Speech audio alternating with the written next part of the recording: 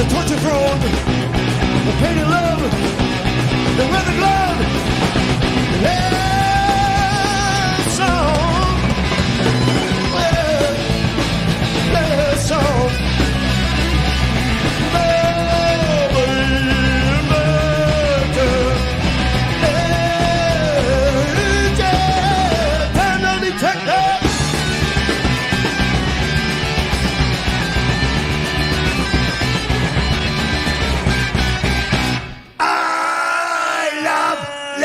City. I love living in the city. I'm swine.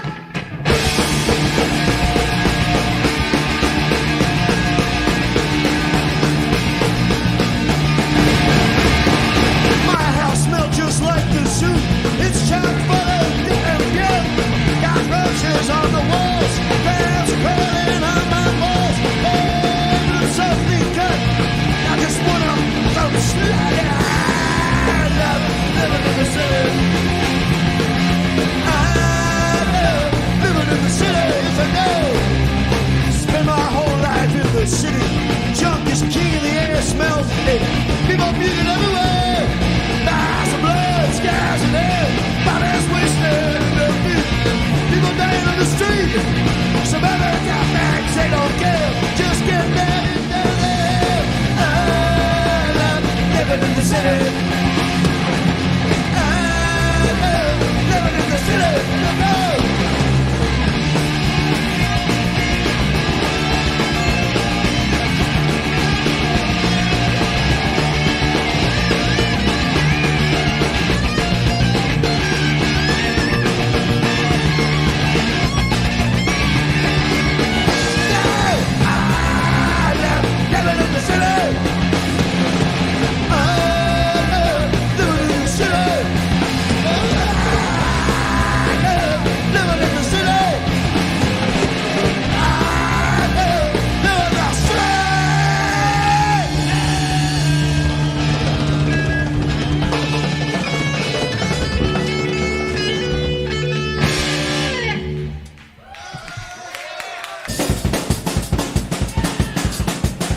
Venice chapter 2. New York's alright.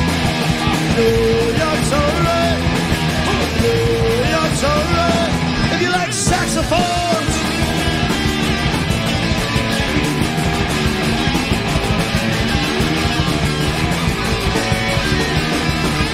New York's alright if you want to be pushed in front of the subway.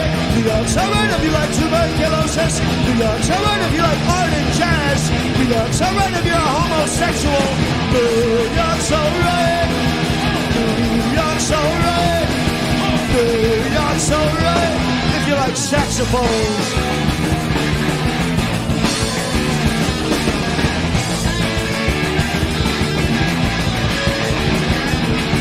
New York's alright if you want to be pushed in front of the subway. New York's alright if you want to freeze to death. New York's alright if you're New York's alright if you're a saxophone. New York's alright. New York's alright. New York's alright if you like saxophone.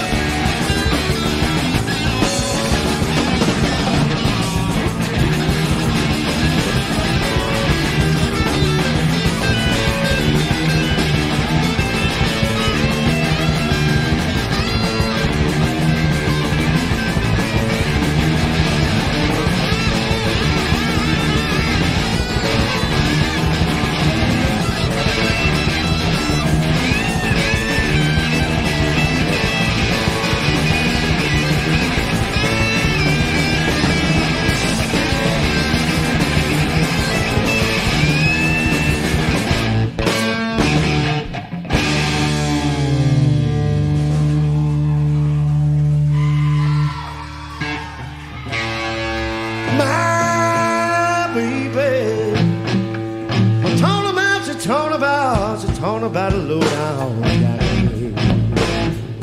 and it robbed me of my soul, child.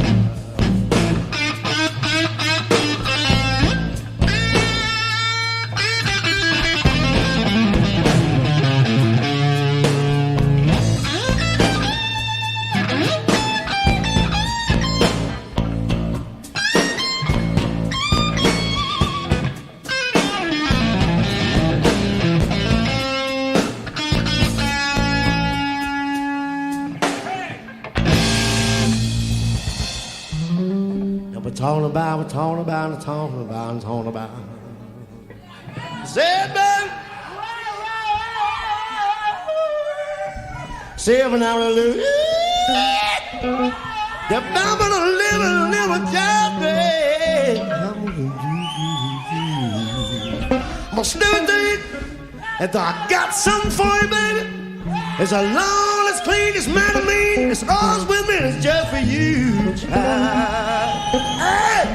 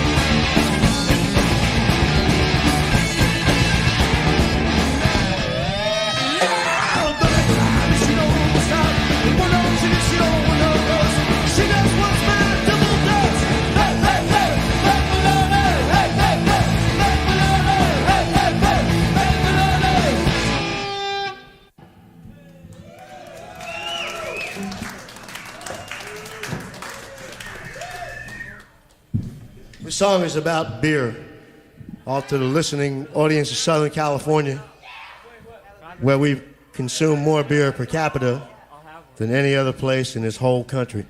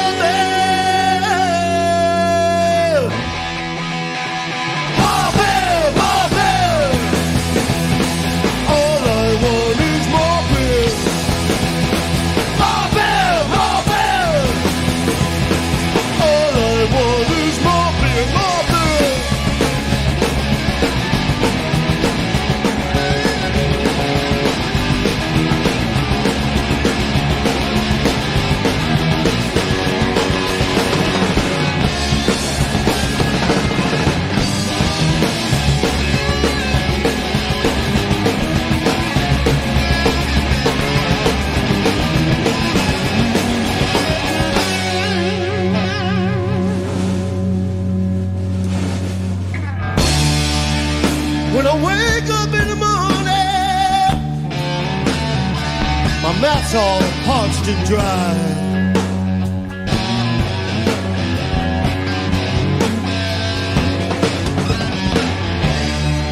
And I crawl to the refrigerator and I look inside.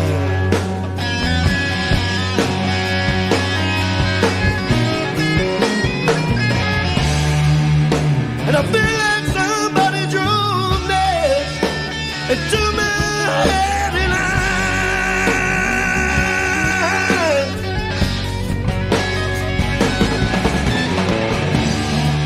and I'm hoping and I'm praying.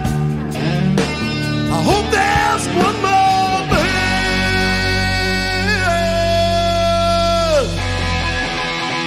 More beer, more beer. More beer, more beer. More beer, more beer.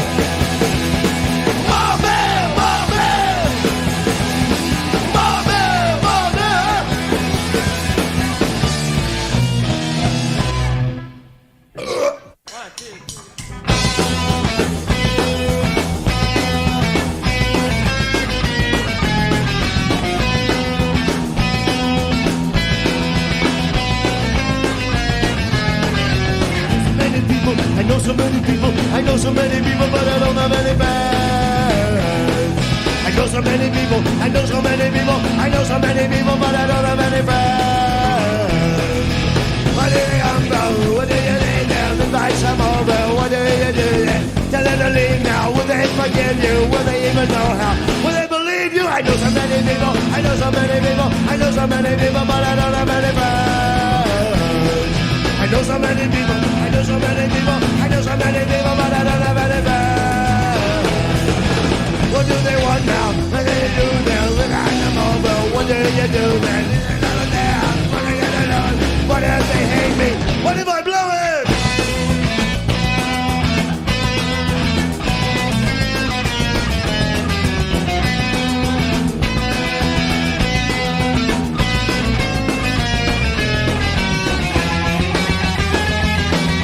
What a friends for, what a friends for, what a friends for, what a friends for, what a friends for, what a friends for, what a friends for, what a friends for. But if that's a presence, will they like me so-so? What if they're boring? What if they're weirdos? If I get too close now, will I get the flu then? Trip and fall at their house, how can I sue them?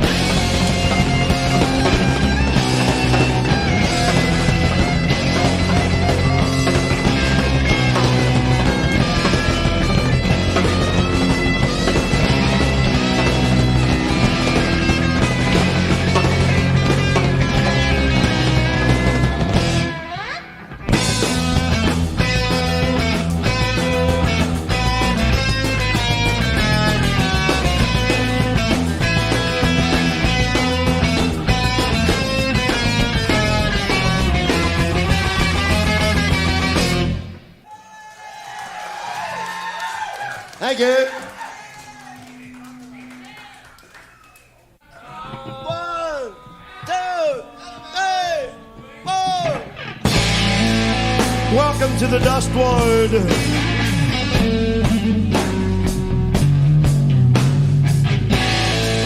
Brain damage, but it's only permanent.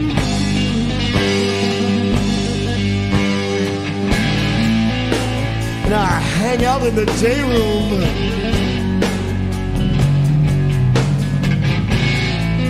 with a straitjacket set.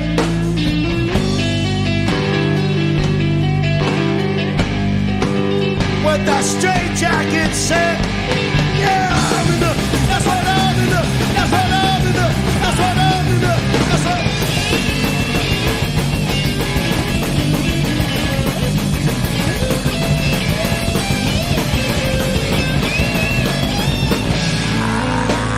Patients report to the pharmacy for medication.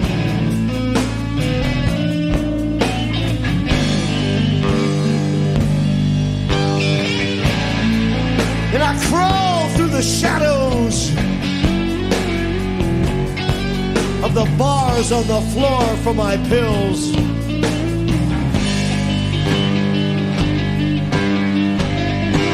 For my pills!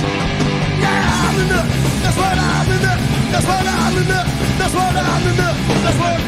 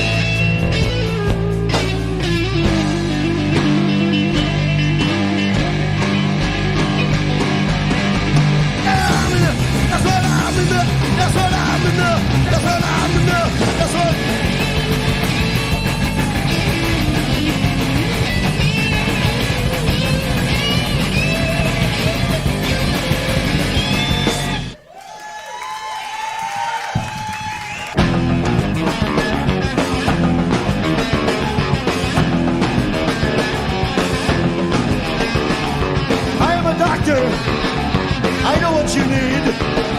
A pelvic sort of examination. There'll be no pain. No pain. No pain. pain, no pain.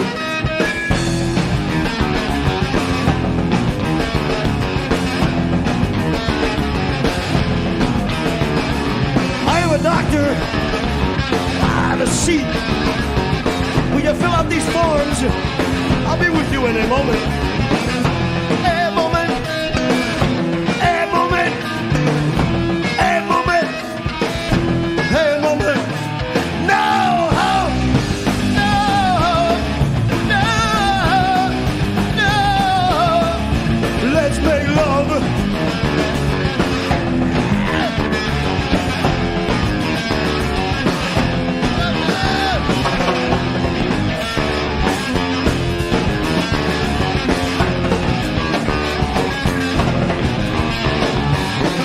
Engineer, you're doing that all wrong. You see those stress points there? They'll never hold up. Never, never, never, never, no, no, no, no. Let's make love.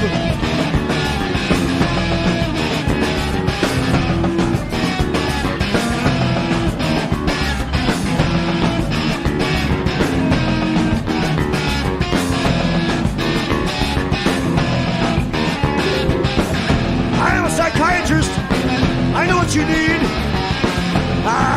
Tell me your deepest thoughts. Tell me you hate your mother. I can help you. You can trust me. I can help you. You can trust me.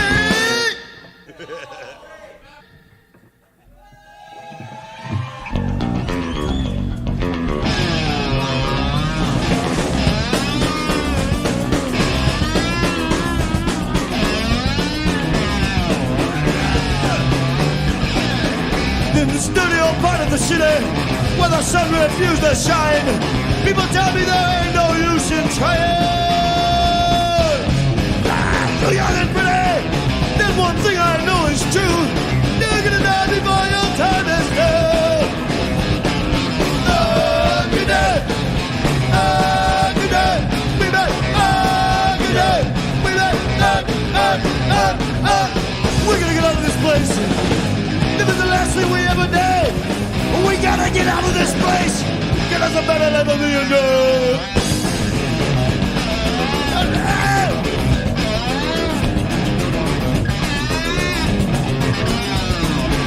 In the studio part of the city where the sun refused to shine, people tell me there's no use in trying.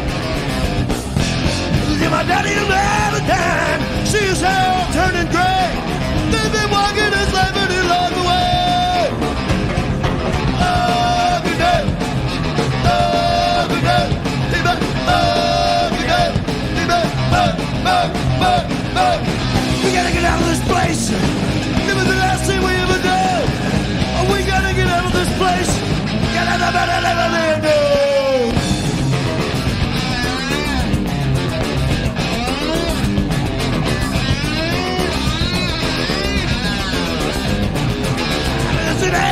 When I sun refused to shine, people tell me there ain't no use in trying. We gotta get out of this place. It was the last thing we ever did. We gotta get out of this place. Gotta have a better life for me and you.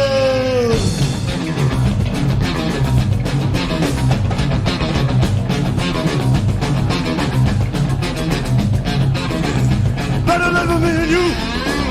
Better life for me and you. Better live with me and you. A better live with me and you. Better live. Better live. Better live. Better live for me and you.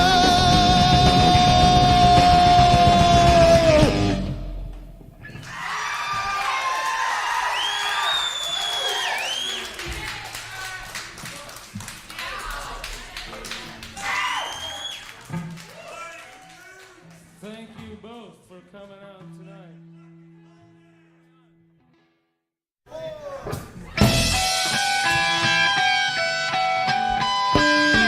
Don't despair just because it's Christmas.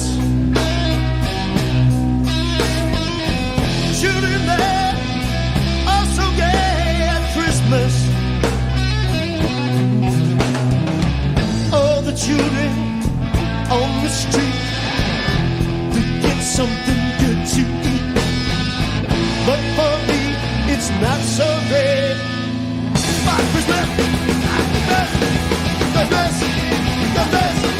Christmas, Christmas, Christmas, my Christmas.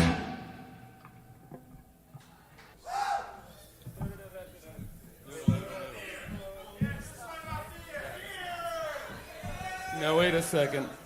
I got an interesting story on the way to the radio station tonight.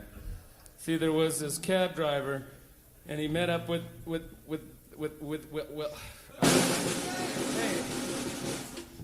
hey, and then he took her to the studio tonight.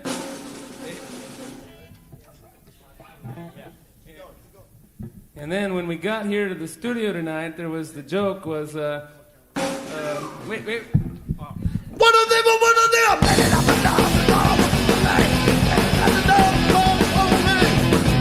ain't gonna give me that quicker. No, the time ain't gonna give me that quicker. Don't bother me, I'm having a good time. Don't bother me because I'm having a good time. Didn't know myself, but now my back's against the wall. Didn't know myself, but now my back's against the wall. Responsibility. Working double shifts and I'm not getting any sleep. Working double shifts, not getting any sleep. Finally found a day to spend on myself. Finally found a day, someone for my help. Had a little money in my pocket for a minute. Had a little money in my pocket, but it's gone. Life was running out of my choices of you. What a luck so we did, if you only know. Responsibility.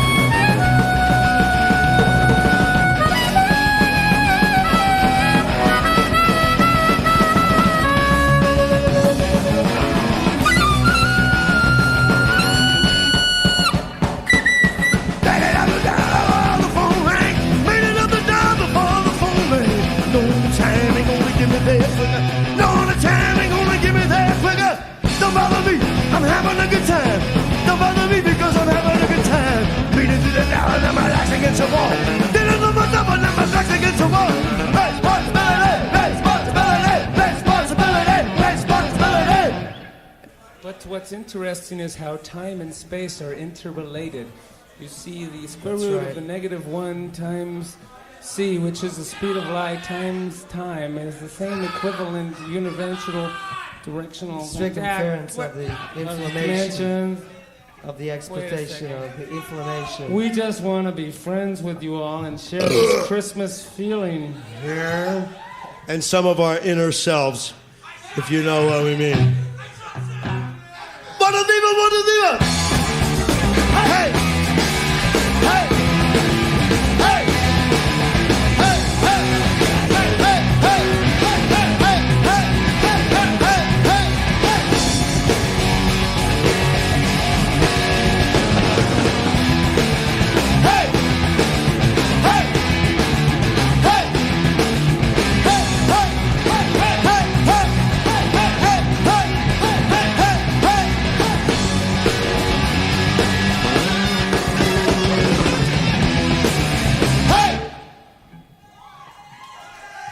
That was a sing-along.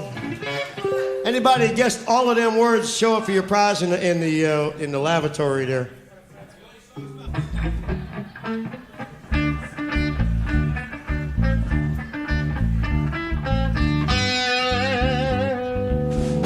This is for the listening public. We're having the wet t-shirt contest right now. And we have some pears up here that beat the straight flush. We're talking some serious pears here.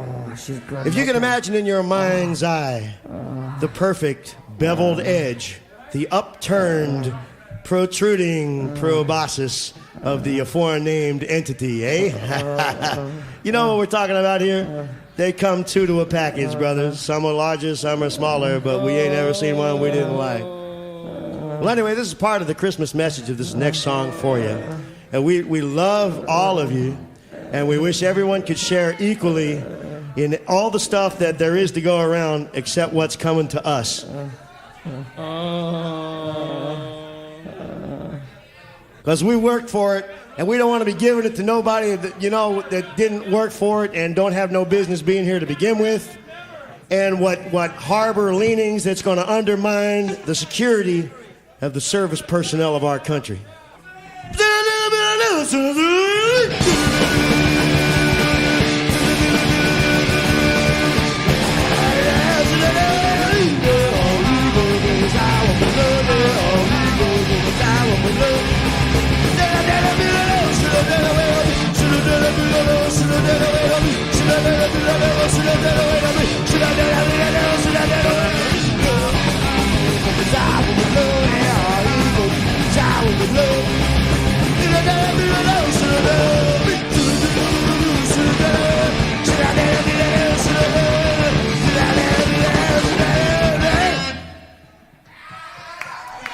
That was a sing-along. There's another song about a mental institution. One of them, I got shot up in the first night, oh gentlemen, I got shot up. First night, oh gentlemen, I got shot up again. First night, oh gentlemen, I got shot up again. San Ontario.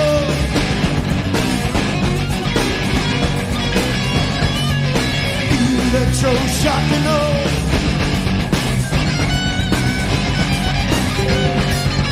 Yes, I played the correctional surgery.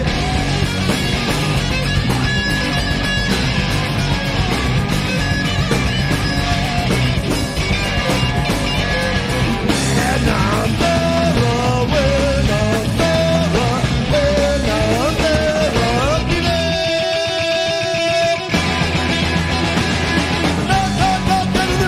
shot up again, first time I'm telling that I got shot up. First time I'm telling that I got shot up again. We just love it here. Does it sound good? No, beat it.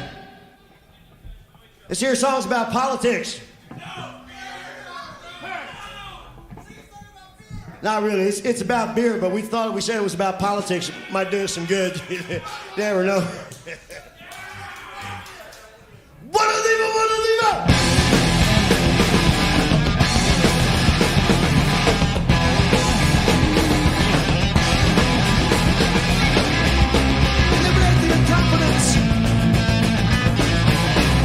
Difference don't exist in harmony. Survival is superiority. We don't need no hands across the sea. Yeah, we got foreign policy, foreign policy, foreign policy.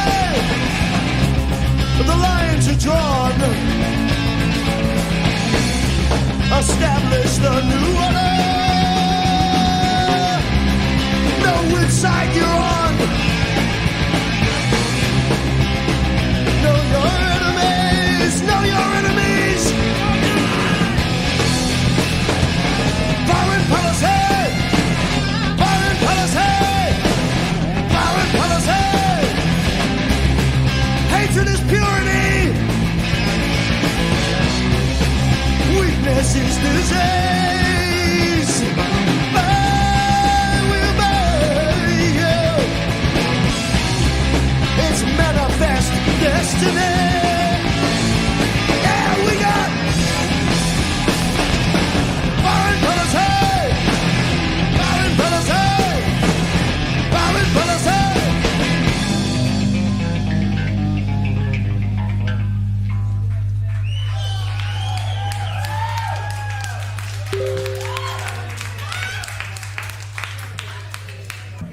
Philo's going to tell you a joke. He's actually really going to tell you his life story, which is equivalent to telling a joke anyhow. See, I used to be a sailor, but this doesn't mean anything. There was a sailor, see? He was a real hardcore sailor, a real tough kind of sailor. Personal and he was friend, looking Philo. for a... I'm going to have a hard time saying this on the radio without saying... That's all right, I'm listening. Saying, okay. So, yeah, I got it. No cussing, no problem. So there's this real tough sailor he came in to port after about 6 years of being out on sea, and he wanted a real tough woman. That's right. Time is to listen to this joke. This is going on the airwaves. There's literally tens of people listening to this right now. Yeah. So he goes in. Okay, he goes in the first brothel. You could say brothel, right? Can I say brothel? You can say brothel. Brothel. Waffle. And he says he wants a real tough woman. He tells the madam, and she comes down. And the girl comes. This is the toughest girl. Her name is Petunia. And he looks at her and he slaps her in the face. And the girl goes down, falls on the ground. She whimps and cries and real sad and all that kind of stuff. Well, okay, I'm going to skip the second time he goes to. He doesn't like that brothel. She's not tough enough. He goes to the next brothel, but we're going to skip that because the same thing happened. Because it's one of those stories. It's long. So he skipped the next part. You ever heard this joke? Anyways, he goes to the real tough brothel. And there's, what's the girl's name? Come on. It's, Petunia. Okay, no, Judy. And then Judy. he talks to the madam, and he says, I want a real tough woman. She says, well, we'll bring Judy down. And he looks at her, and he spits her in the face and kicks her head in. She knocks down on the ground. She looks at him and spits him back, and she jumps up and knocks him down on the ground with a flying hammerlock. Hey, Lee, are you ready yet? He thinks he's in love. He's found a real tough woman. Hey, no, wait, this is going over the air. Anyways, so they go up to their room, and they're about to make love, and he decides to go down, and this is just real wonderful stuff. He goes down, and he wants to go out and buy a six-pack to enjoy this kind of stuff with, because he's got a real tough woman. So he comes back into the... Comes back in. He comes back in. He comes back into the hotel room that they got, sporting his six-pack, and there's this woman standing there completely naked, standing like this. Okay, doggy He goes, wait a second, lady, this is too fast for me. I want to take this slowly. She says, don't you want to be able to open them?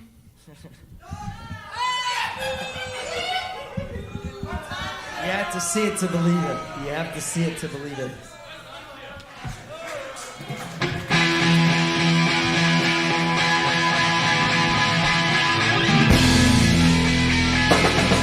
You look like you wanna see me just sit there and look at me. I don't want no satisfaction.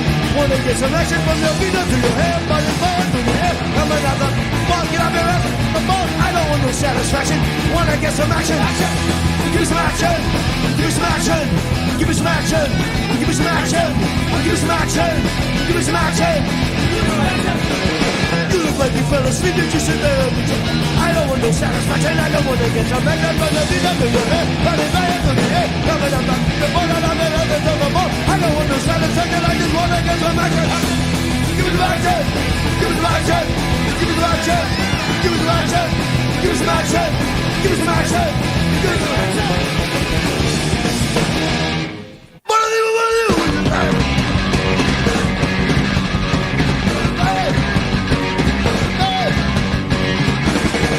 I can give you the time to get some stay. Kill your mother and follow. Reach to the fire. Reach to the fire.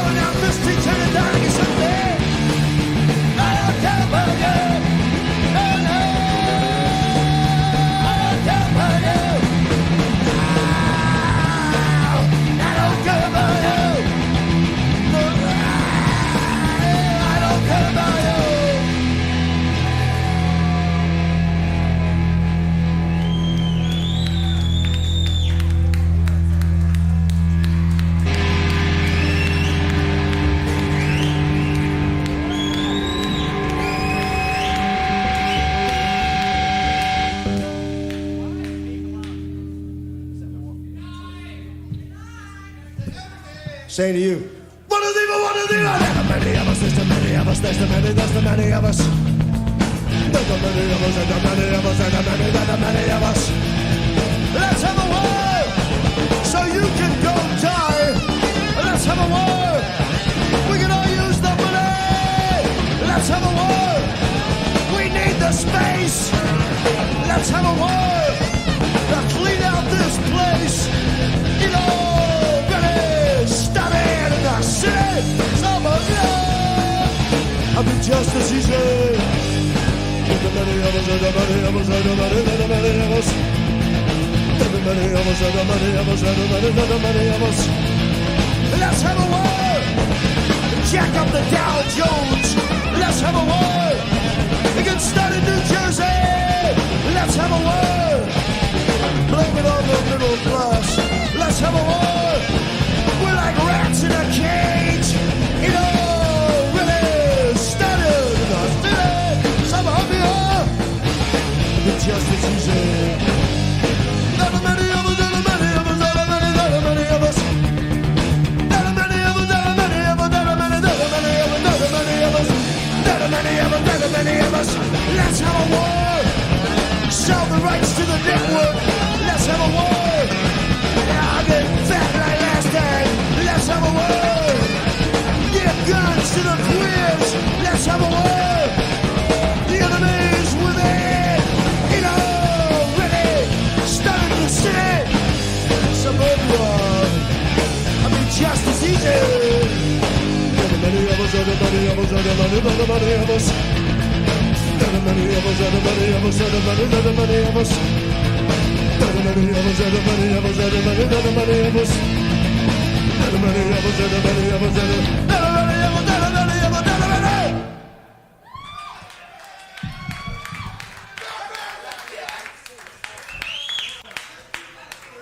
Thank you. Good night.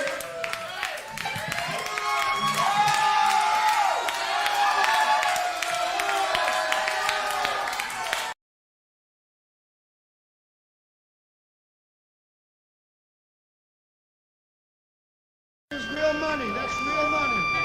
We want you to like us. Yeah. Really, we just think you're a bunch of queers. We don't give a fuck if you like us or not. Wait, really?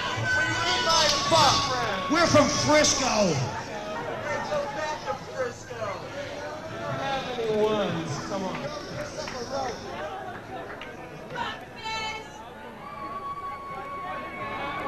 As dumb as you are, even you will remember this. If there's any A&R people in the audience tonight, go die. We are friends. Once again, it's great to be gay and to be here. Our smash hit single from whence we got all the money. It's great to be filthy rich like us. Drugs. I love living in the city. I love living in the city.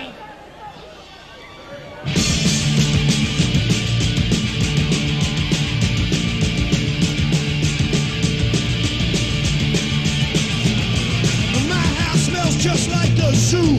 It's chock full of shit and puke. Cockroaches on the walls. Crabs are crawling on my balls. Oh, but I'm so clean cut. I just wanna fuck some slut. I love living in the city. I love living in the city. Spend my whole life in the city, where junk is king of the air, smells shitty. People puking everywhere. Piles of blood, scabs and hair.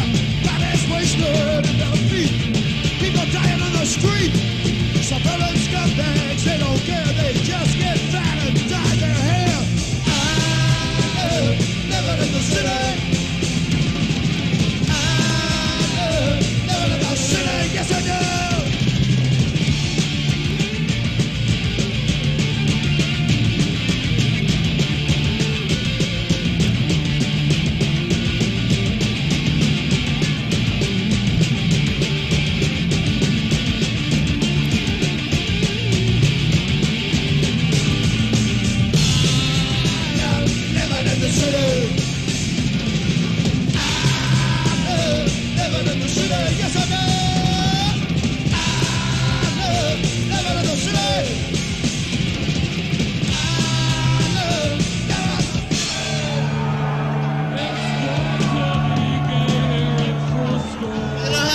punks it takes to screw in a light bulb?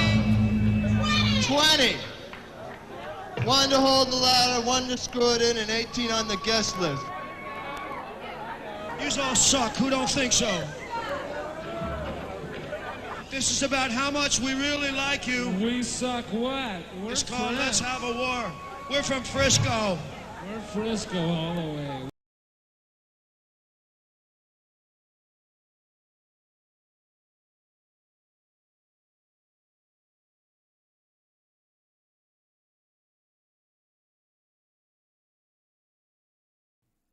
Hello, Internet. How about that fear, huh? Whoa. Lots of lore there. Which connects into the whole punk rock thing, of course. He says, we're from Frisco.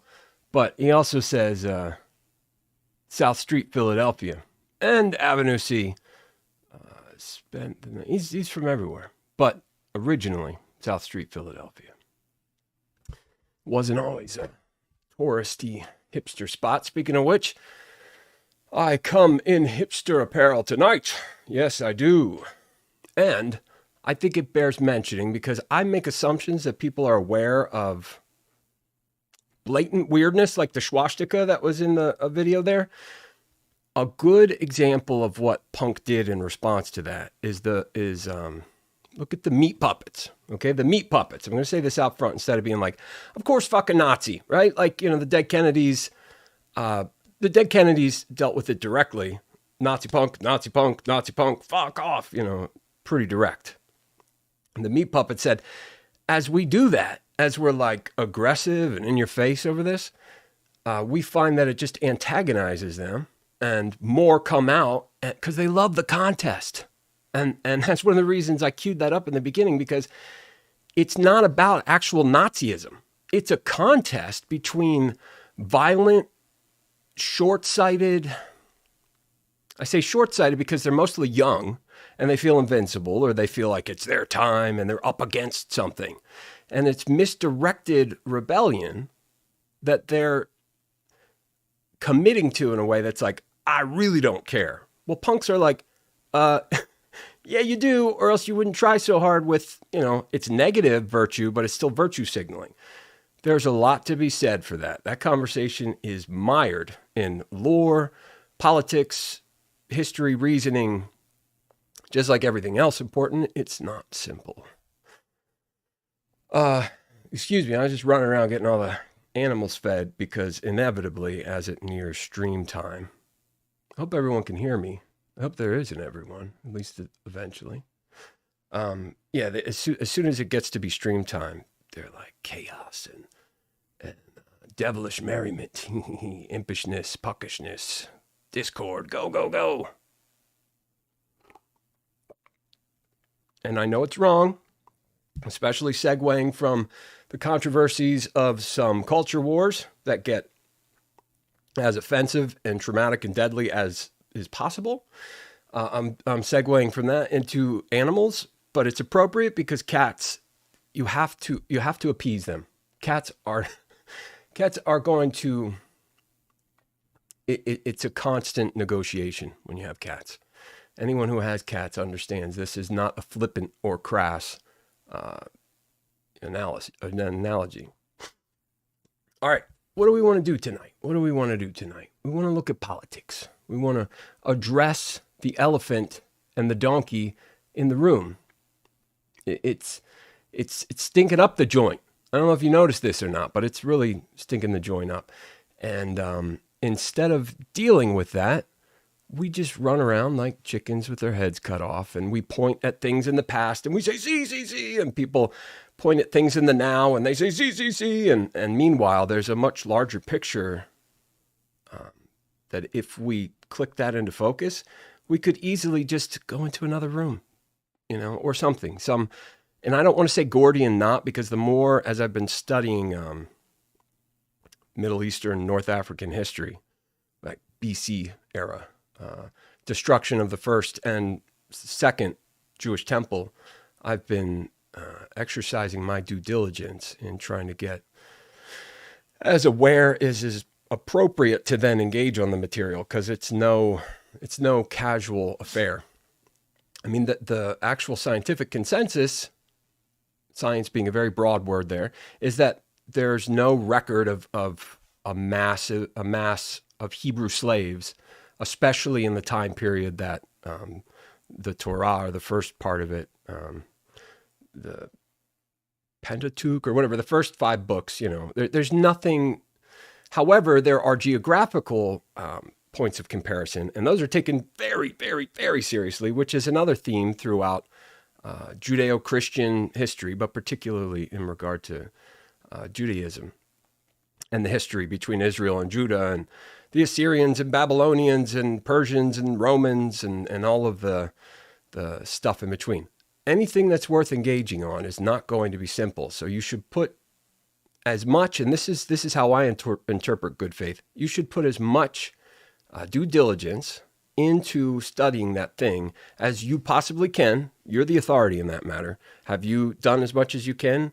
You say, well, I can always do more, but really, like, considering time and energy and the level you're at, did you spend your time doing it the best way you knew possible, or seeking out people that could help guide and direct you to the material that would get you to your goal faster? Have you spent your time and effort in that way? If the answer is yes, then take it easy on yourself. You're doing more than well over 90% of average normal humans.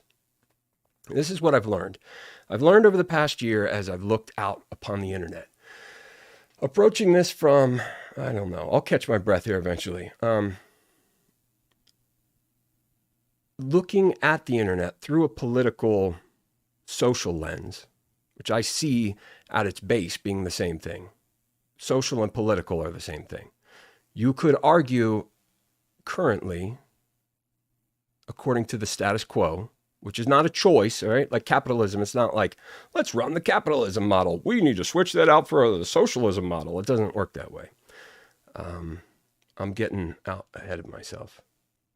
Thinking in regards to politics and society, social and the political, I was going to say that currently you could make an argument for economics being part of that as well.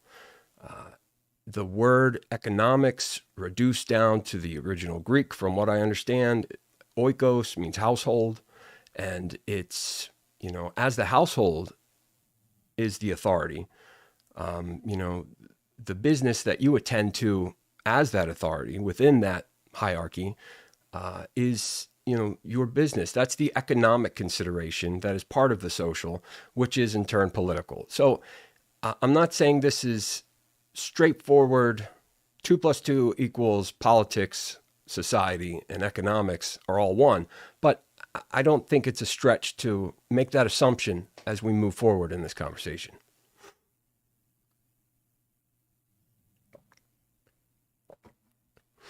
Get comfortable. Kick back, because I don't want to rush through this. I've been doing that. I've been getting keyed up, and I'm thinking of this like standing in front of an audience delivering a speech. And that's not the right way. Or writing something down. As long as I say the word, it's out there. It doesn't matter how I say it. It doesn't matter what order. If it's there, it's marked as a record, is the way I was thinking. But the error in my judgment is that if it doesn't communicate, if no one has the interest or the curiosity to observe that, then it really doesn't matter.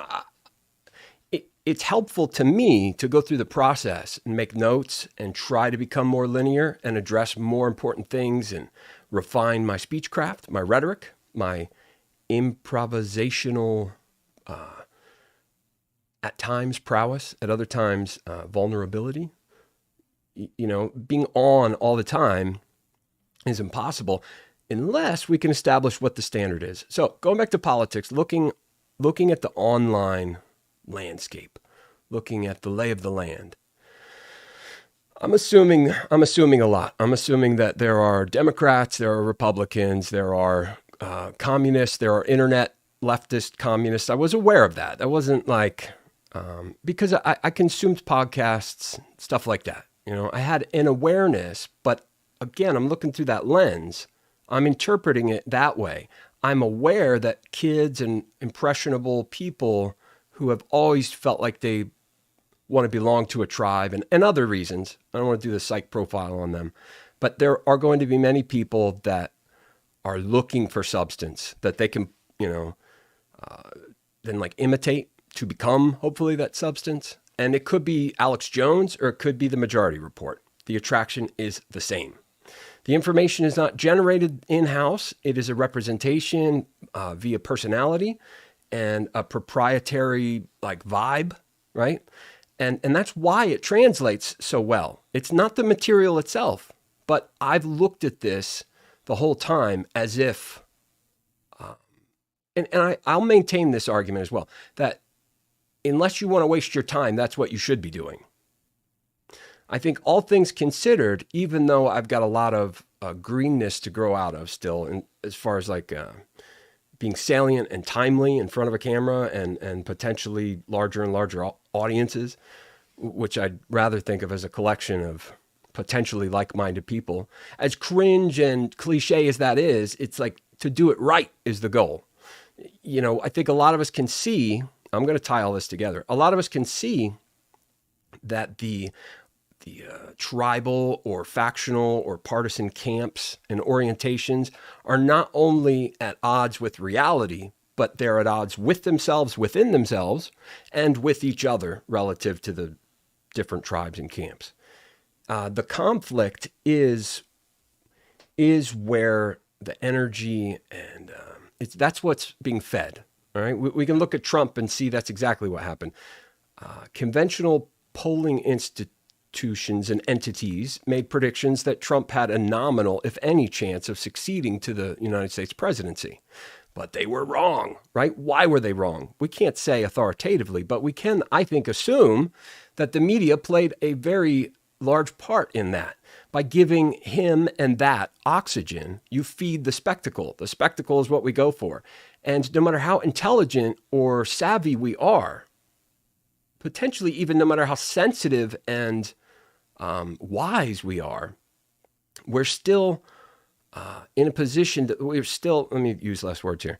We still respond better to signs and catchy slogans and things that we can repeat and package that are portable and, that work, right? Like Obama's hope and change and stuff like that. You have to confer with experts on media and polling and statistics and reading the public. That's another reason Trump won, because Jared and company used kind of like, think like, how the myth is perpetuated that Native Americans fought a certain way. And we as early colonial Americans used that approach to defeat the larger, more formidable, David versus Goliath British Empire. Like we used the tactics, like we put moccasins on, in metaphorically speaking, and deviated from the line and fire advance model. And although that myth feels right and does have merit, it's not the truth. Like the truth is, without France, we would. But anyways, it's all complicated, and I don't want to get into all the politics and history, but online and how these camps and tribes are represented right now are they're failing because we recognize there needs to be slogans. There needs to be accessible things to rally around. And now this is a new requirement. It has to be true. It has to be able to stand up to some pushback. Before, and still, this is the problem still. This is why I say normies are more of a problem than extremism is. People are really dug into their routines. We're going to watch this clip here with Mr. Hannity. In fact, let me be a little more personal for now. And now that I've burnt some of the steam off, man, those animals really... Their timing to get me off mine is impeccable. As are people on the internet. And like I say, I've got to get better at dealing with this. I don't think that it's a natural thing to expect to succeed in. I think getting better at dealing with a predictable but actually unpredictable frequency of toxicity. Right, it's like a bandwidth going through the radios, channels. The channels will repeat, but they are different. And you don't necessarily know what order they're going to come at you, but you probably, after scanning through, there's only so many stations, going to be familiar with them. And if it gets more complicated, then it's only going to be more complicated in a way akin to, well, we've done rock and we've done country. Let's do country rock, you know, that type of thing. Where it's like, well, now that we've done country rock and we've done gangster rap, let's do country rock gangster rap. That's the new thing. No one's ever done it. You know, that type of thinking. We know that that's ridiculous. It has to be true. It has to hold up to scrutiny, and it has to have utility and use.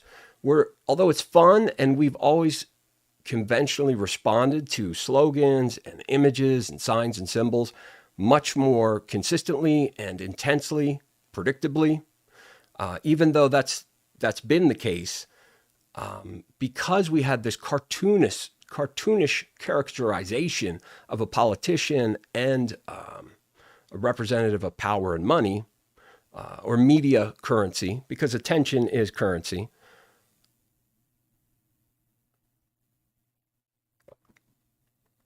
Money and attention are very similar. The more you have, the easier it is to maintain, at least maintain, if not get more.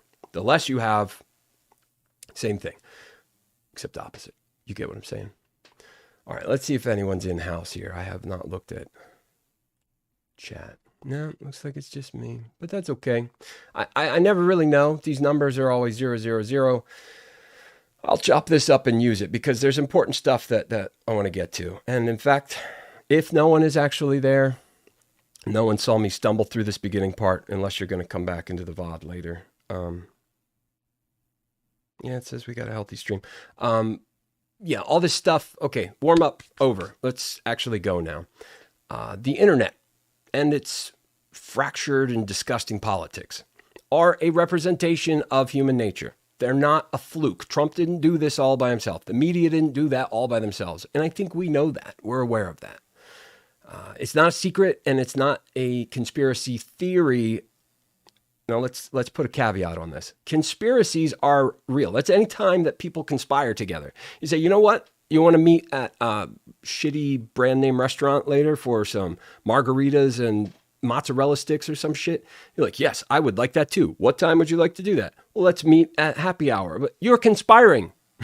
Okay? Now, what you're conspiring to do, that's what matters. But just the word conspiracy, this is my point here, just words, boom, flash, and you're like, oh, it's a conspiracy.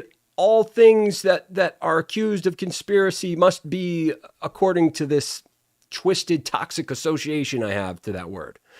The problem is we've got one word, one idea, one political party, one political persuasion, one political actor, good, bad, different countries, different religions, different ages, different genders, different races, all of the intersectional considerations of all the things I mentioned, and so forth and so on. There are problems that are stigmatizing it's actually stigmatized, but the reasoning is faulty. The reasoning and the due diligence, the work that people should be putting into these matters, because they are intense, emotional, social, political, economic issues. Social, political, economic, I think what I said is we can assume going forward that those things are the same. All right. Now, that's not an argument you should just take whole cloth, right? Push back on that. But that's the deal. I'm using an association to dialogues from Aristotle. I think Aristotle said man is a political animal, man is a social animal, and people have used that conversation starter. It's like the slogan or the image or the sign. It's something, right, that you can use as a reference and make associations and get utility out of, right? But people do that in a way that serves their interests. Of course, this is not evil. This is another thing, another wrench in the works that we're trying to get a bead on. There's so many different moving parts. I just want to get a loose map. And it sounds like I'm going all over the place and it is this convoluted spiel, but it's not. My representation of what's there might be a little loose, but what I'm trying to describe, I've got firmly in my sight. And I believe that many other people do too. there's a problem in that aspect of human nature that I'm expecting. I'm expecting that many people are kind of like on the same page, even though they haven't said the same thing out loud. Do you know that feeling that I'm talking about? You say like, I know exactly what you mean. You know the feeling? Or like Jerry Seinfeld. What's the deal with like that? That is so effective because it is a reduction, and there's a lot there. There's too much to break down on like how comedy influences no less shapes society. Not just comedy, but personality and our associations to those personalities. It's a mess. I just want to get a bead on what's out there. But as soon as they start to do that, as soon as anybody starts to do that, you run into these problems of they are what the logical positivists. This is the logical positivist argument. All right, I don't mean to get like high-minded and weird, but it's necessary to refer back to logical positivism. Linguists such as Noam Chomsky and postmodernists, post-structuralists, although Foucault said, please don't call me that. This thinking, we want to put them into camps, into buckets, into categories so we can make reference to it because it's already dealing with a complex matter, potentially making it more complicated. We want to reduce uncertainty, not add to it when we're endeavoring to understand social, economic, political things. All of what's going on is just too complicated to map. So when we find an example in the media, a demonstration of personalities playing their intents and agendas against one another, and how they're able to anticipate and counter or be affected by and fail is a strong word, but they fail in their objective. Not only do they fail, but they create an association to their character that is then, they flopped online. Or they, remember Howard Dean's deal? No one's here, and I'm trying to kind of get better at using VLC a little bit. So let's do this. We're going to jump around. Remember Sean Hannity. Where the hell did that bastard go? Sean Hannity here, okay? God bless and love him. No, that guy's terrible. He's so terrible. And he's so terrible that even Fox News, I got to get bigger headphones. I got this big ass dude, and I get little teeny headphones. Earplugs or something. But the earplugs always come out. And I'm not rich. I can't get some fancy Tom York butterfly looking things or monitors, whatever you call them. In due time, my friends, in due time. All right, let's see. Howard Dean. I'll pull it up on the screen for you guys. I don't know if it's showing what I'm typing or not, but experimenting with OBS and sharing media, I think, is what's going to make this better for you and me, right? Me putting media up and letting other things and people do the talking. We can come back and say, did you see what I saw there? That's my goal, all right? For all the talking and all the extrapolating and assessment and analyzation and isations and isms that I'm throwing around, I'm really just trying to get a grip on things that I see as being very basic, but also fractured and like a cubist painting. Like, what the painting is. It's a person or it's a horse or it's a scene of a bunch of people, but it's really a scene. You can say where the horizon would sit in this image. You can say many things as concretely as one may, according to their senses.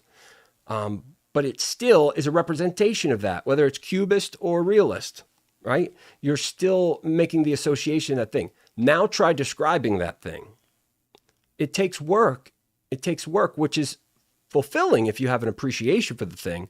Think wine, cheese, art, music. It can seem high-minded, and it, by definition, is pretentious, but when there's true appreciation, Ratatouille, I mean, it's that teaches the lesson there, right? Like the critic is this hardened, his heart and his mind are hardened to what I'd call gnosis, and what I think Marianne Williamson would as well. We're going to get to that. I want to put that on the map. She is our champion. All right. That's going to sound, cringe. You're a Marianne Williamson Democrat or whatever. Stop all of that. All right. If you think that is the case, I can't take your opinion from you, but you're wrong. You're wrong. We can go through what's going on. We will go through what's going on. There are certain things that have bothered me recently, social, political, economic considerations that have colored the situation in a way that we just can't ignore. We can't. If we ignore that, then the other side, if there is such a thing, there are people that think they're on the other side, but if you poll them all, you'll find out that like all the other things I'm bringing up, there's many more fractures than even in the case of a cubist painting or a post-structuralist, thesis. It's people's, the disparity, the difference between one person's understanding of what they're even doing in the place that they're at together versus another's, you'll find it's very hard to get basic consensus. This is the lesson I learned right at the beginning of the pandemic, before I did the deep dive on the internet culture.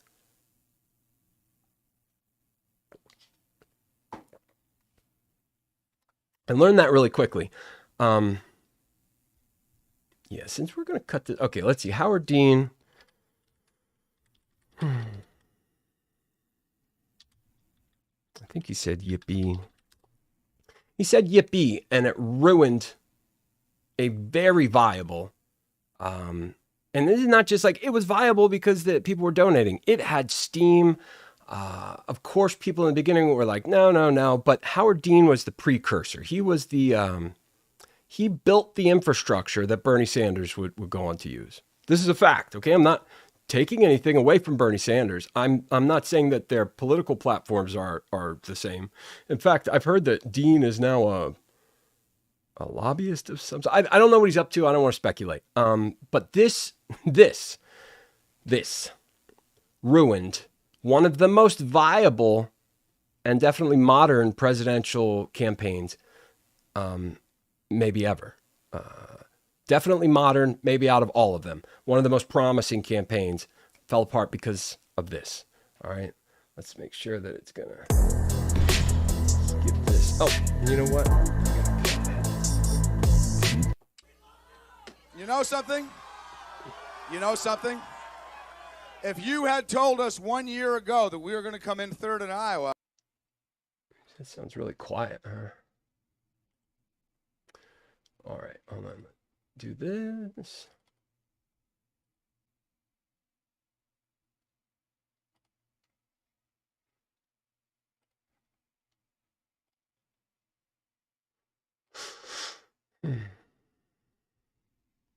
All right, you should be able to see that now. It is quiet. I am sorry about that. I think that's just the quality of the original file or whatever. But this, of course, who would vote for this man after what he did here? Wait till you see this. You're probably familiar with it, but let's remind ourselves. You know something? You know something? If you had told us 1 year ago that we were going to come in third in Iowa, we would have given anything for that. And you know something? You know something? Not only are we going to New Hampshire, Tom Harkin, we're going to South Carolina and Oklahoma and Arizona and North Dakota and New Mexico. And we're going to California and Texas and New York. And we're going to South Dakota and Oregon and Washington and Michigan. And then we're going to Washington, D.C. to take back the White House. Yeah!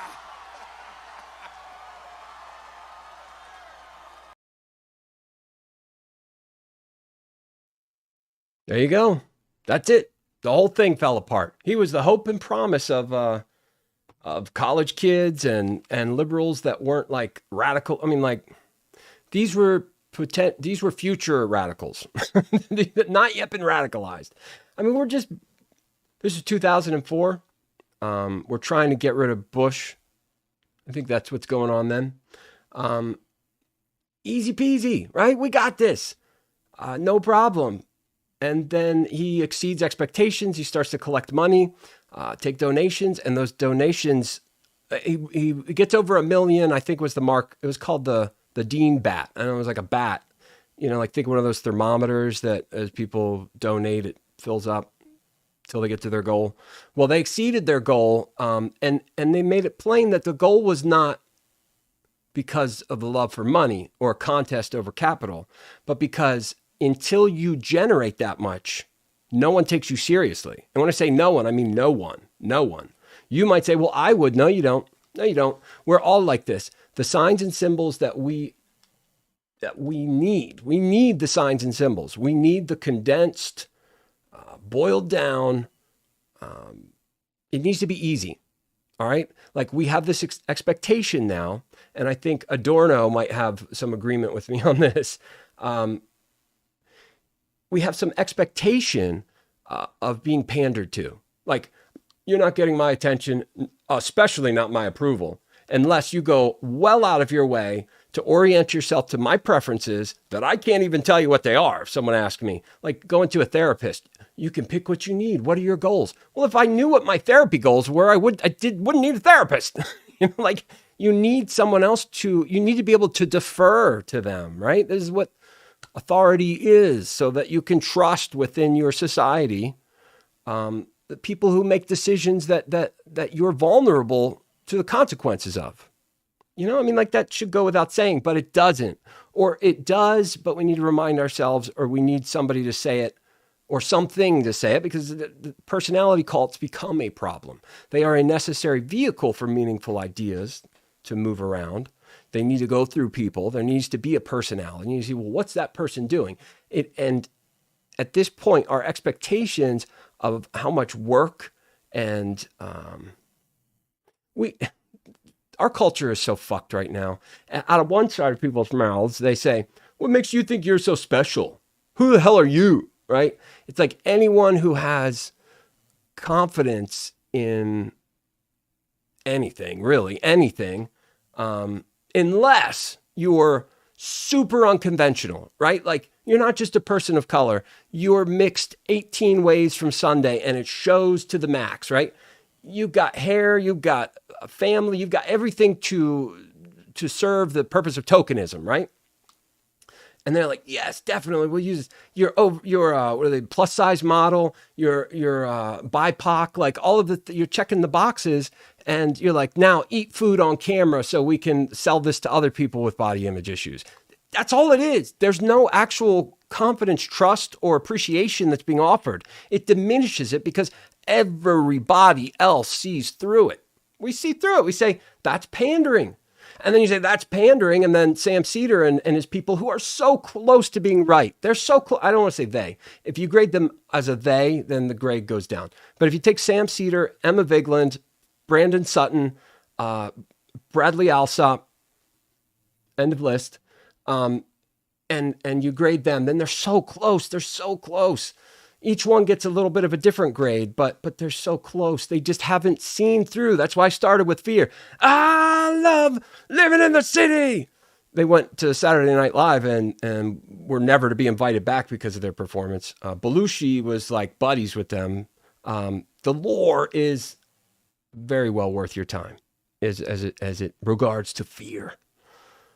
They're listed as part of the Bay, San Francisco Bay, Black Flag, Dead Kennedys, Germs. I don't know, the Germs. Yeah, the Germs. They're like Los Angeles, but the weirdos, the Dickies. I might be mixing movements up, but anyhow, fear was very relevant, and they were the original trolls that were on the right side. But people are like, oh no, they're Nazis or whatever. Why are they Nazis? Well, because there's this one video where there's a swastika in the audience someone has. You mean on the part where he says, if anyone out there loves us, go fuck yourself. You mean that part? like the associations that people insist are just, that they make to personalities and people, places, and things are so fucked up right now. They're terribly fucked up. And they've been that way as a function of human nature. But the saving grace is there's another part of human nature that is constant and true. And you cannot get to that. You can't deal with that, particularly in a way that is effective for people without putting a religious context on it. Context is the wrong word because that makes it sound like you're creating something and dressing it up. No, we're like the Platonism, Plato's theory of idealism, or in his allegory of the cave, the pursuit of gnosis, right? True knowledge of the divine or knowledge of truth, same thing. You really just confirm an impression that's part of you. We can ascertain truth and appraise and evaluate it in some regards. This varies by person. And there's an explanation for that too. But when you come unto truth, you're not constructing it right there and agreeing to it. You're matching an impression that's already in your heart and soul. Now, I can say it that way, and you say, oh, that's so blah, blah, blah, superstitious. No, it's not. That is a perfectly analytical and we can even do it. We can even say secular if I change just a couple little words, because it's more about a motivation that we can all relate to, at least hopefully can, because if we can't, then I would suggest your life is a pale shade of what it could be. Turn the saturation up, my friend. You know, like the problems that exist are manifold, many-fold. And you can come onto the internet and say, all the disenfranchised people that are oppressed and blah, blah, blah, blah, blah. And I do that funny voice there because you're not specifying. You're being very, very general. And the effect that produces, the consequence of that, if you build an audience and you get, attention like the Majority Report does. Again, my complaint there is that they don't produce the thinking in-house. They're, and there's nothing wrong with reaction and takes. Okay, there's nothing wrong with that.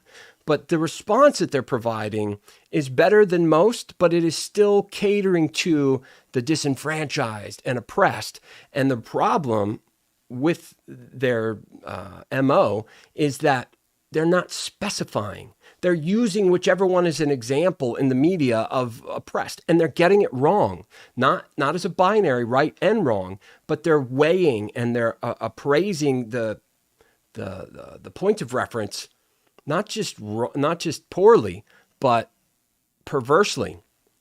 And the response in general by the actual majority of people, whether they're watching or not, has nothing to do with the actual exposure. It has to do with the perpetuation of the ideology. How it catches, that you can track, you can see it. You can see people parrot and ape and imitate what comes out of there in a timely and very obvious way. It has effects. You can track and trace the effects. They only know how to look at people like Dave Rubin. Okay, Dave Rubin is a complete cockhead. Like that guy, that's too kind. He's a whole bag of broken, stinky dicks. Right? The guy is terribly unintelligent, number one. He has emotions. You can tell he's like a real human. I would even go as far as to say that Rubin has a touch of gnosis. He's not intelligent. I'm not saying he's book smart, but compared to the average person, he kind of is. And that's what matters. We have to use the metric of the average person. That's not a middling, placating metric. That's saying that there's a default, right? There's a default I'm not going to go wider on that. There's a default. And there are good parts and bad parts of that. And if you're going to say, who are you to make an assessment of that? Mirror, my friend, mirror. But the answer to that is, we are. Who are we? We are the ones to make it. Just get it right. It's not a matter of that's so obnoxious of you to be so egocentric and self-centered to think that you could impose dissatisfaction or whatever convoluted, mentally gymnastic way that you're going to cartwheel over to that bullshit. But they have to use a person like Dave Rubin to embody any deviation from the norm. The norm is such that in the city, we have compassion. We have compassion for only people that are meek, only people that are, when they're only angry because they're oppressed and so forth and so on. It fortifies an illusion. Okay, not a delusion, because you can see things that match the description, but it's an improper description of what's there. It's short-sighted and it's pandering. And because they can do better, that's why I'm obsessed. I'm not obsessed. It's that there are only so many points they brought someone on. They have great interviews. They choose great material to review. They do the Lord's work truly. But because, just like with solidarity or workers, stuff like that, Black Lives Matter, things that have become a perverse skew of what they should, at least could have been.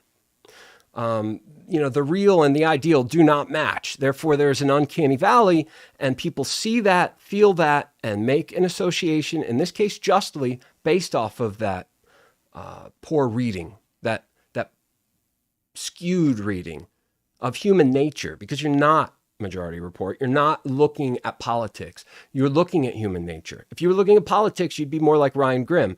You would report the actual news.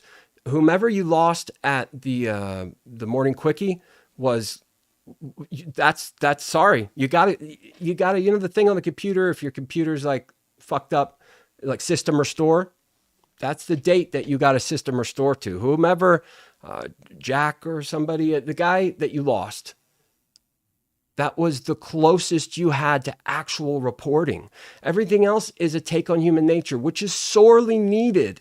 And you guys get closer. I'm talking as if they're listening.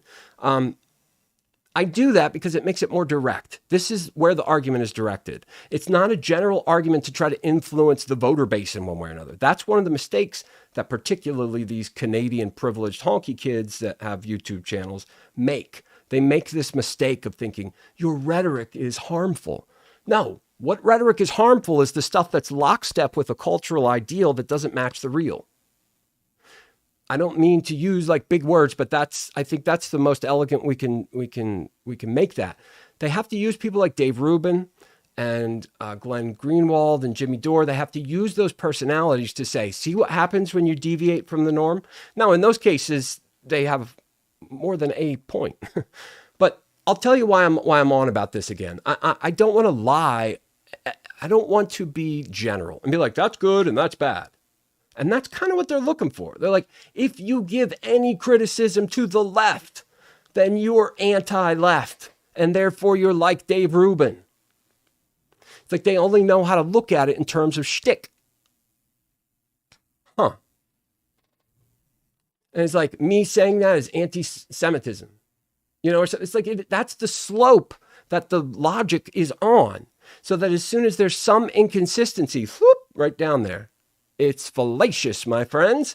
And because you're the smartest out there, as far as like the metaphor I've used is like, they're the only ones that can move the needle, Like you can't go out there and be like, like maybe Steve Harvey could. I don't know.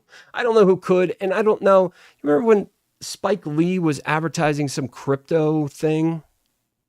Disgusting. Totally, totally disgusting. That I think the Majority Report would agree on. I think most people that are real would agree with that. That when people who have political or social economic sway use it to not just their advantage, because there's nothing wrong with that, but to the disadvantage of the ideal that they used to at least be perceived and associated with as part of, that shared value. Shared values are one of the most, this sounds redundant, but shared values are one of the most valuable things in our system of real and ideal comparisons. It's all connected. It's all connected. That doesn't make me schizo. It just makes me careful and prodigious at the same time. Are we still streaming? Okay, it says excellent. Excellent. But politics. I want to try to lay out something at least that makes a little bit of sense. All of the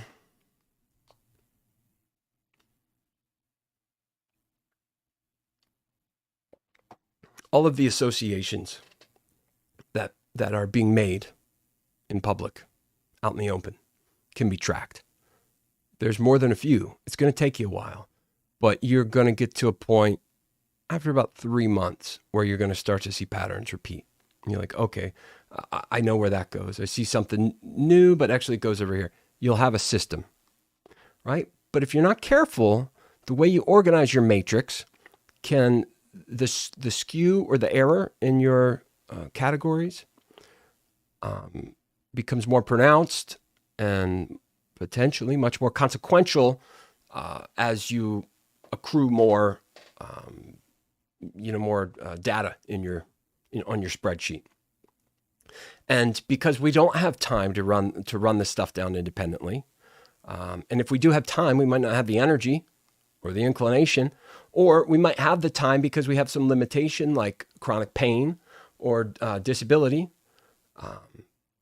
physical, mental, spiritual, which comes from trauma and abuse and essentially toxic uncertainty. Chronic toxic uncertainty produces that dark seed within oneself. You can get the lay of the land, and you may even do it well, but it updates and changes nonetheless, right? Like with each election cycle, with the dialectic of history, where say climate change and the urgency around that, the data around that is compelling. It's beyond compelling. But there is an overreaction, not because the urgency is not because it's not a real problem that's on a clock, etc., but because a certain personality gets recruited to this ideal that has not put due diligence into really caring, becoming concerned, exercising good faith consideration around the thing.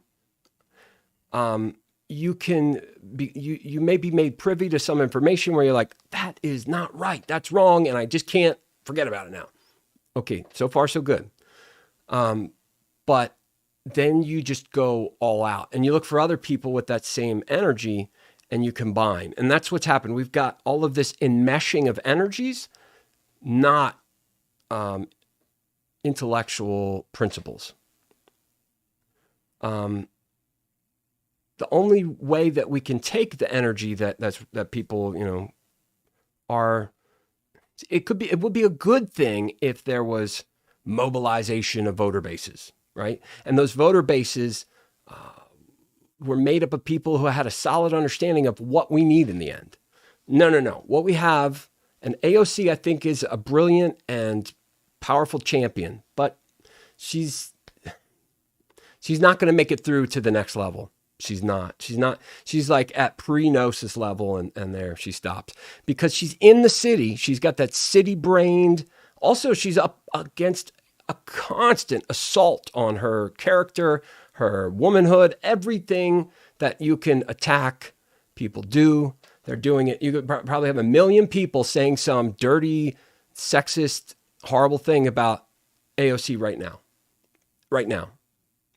Like, it's just all the time.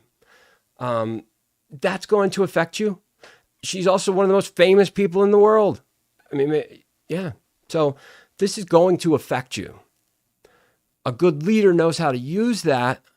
But as I'm saying with getting the lay of the land on the internet, political, social, economic lay of the land, as soon as you, if you can, get an honest to goodness bead, spreadsheet, matrix established, as soon as you get that, and it's accurate, you've checked your math, boom, look at that, it's beautiful. Look, here are my friends, people start using it, it's functional. As soon as you get that, you're just waiting for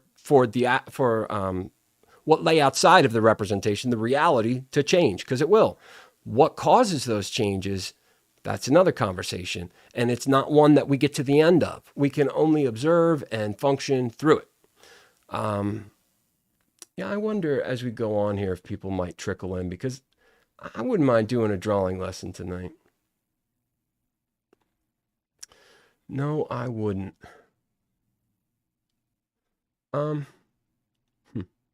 Look, is anybody there? Anybody there? I'm thinking about stopping the stream and starting it again to see if maybe it like puts it back out there in a way that we're just not seeing right now. Nah, fuck it. It doesn't matter. I can just do the same thing again on another day. If no one's really there, and because I think this is really important information, and I can't just tweet it. I can't just write it on Quora or some other website. this has to have a personal, you need to make an association with me and this information. All right. If you disagree or you think that I am operating under some, something that makes my effect corrupt, right? Like it doesn't have use. It's, is it incoherent, incomprehensible, schizo, whatever you want to say. Okay. Those are the easiest ones because you don't really have to define those. You don't have to bring up any details. You don't have to bring any facts. I had someone say recently who I almost got to have a conversation with me. He said, I read your tweets and I try to humanize you, but I just can't. You seem so cocky. And that took a few times, right? Like I asked him, well, tell me what it is that you want to discuss or what is it that, because he just came at me with this general insult. Like what you say doesn't make sense. I never know what you're talking about, implying that it's just me, this guy. If you don't know what I'm talking about, ask, and I would be happy to explain. I would love the chance to engage. I don't even want to keep you all day. I just want to make sure you understand my point. And in return, whether you want to or not, you don't have to. I'm just saying, I'm very interested in what your perspective is. We're all looking from different physical positions, no less many other, things analogous to that. Even if we're looking at the same thing from the same position, our brains are going to interpret things or focus on a different aspect or, like think about those pictures you look at where the 3D image comes forward. It's like our ability to recognize depth in more than just spatial, optic regards is common, right? We don't just look at things from one dimension, even if we're looking from the same physical point. Therefore, what people have to share and what they have to say adds up. It adds up to one truth. I'm interested in that. I don't have time to fuck around and stroke your ego and do all that unless you show me that you're, in good faith and that you're here, for honest reasons. Even if you're not here for honest reasons, if I irk you or bother you, give me feedback on why. If you just want to throw a jab and run, I guess even do that because it's honest feedback. It's not accurate or helpful directly, but it still gives me a read. My opinion at this point in time is people are fucking sheep. They are. And one of, the greatest trick the devil played was convincing people he didn't exist. No. He doesn't exist. He doesn't. It's a stupid fucking trick of man to get people to line up and listen to more proper men and only them and always them,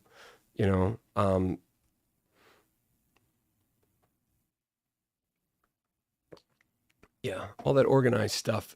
It may have merit in some regard, but it always gets used, exploited, ruined, and corrupts the ideal.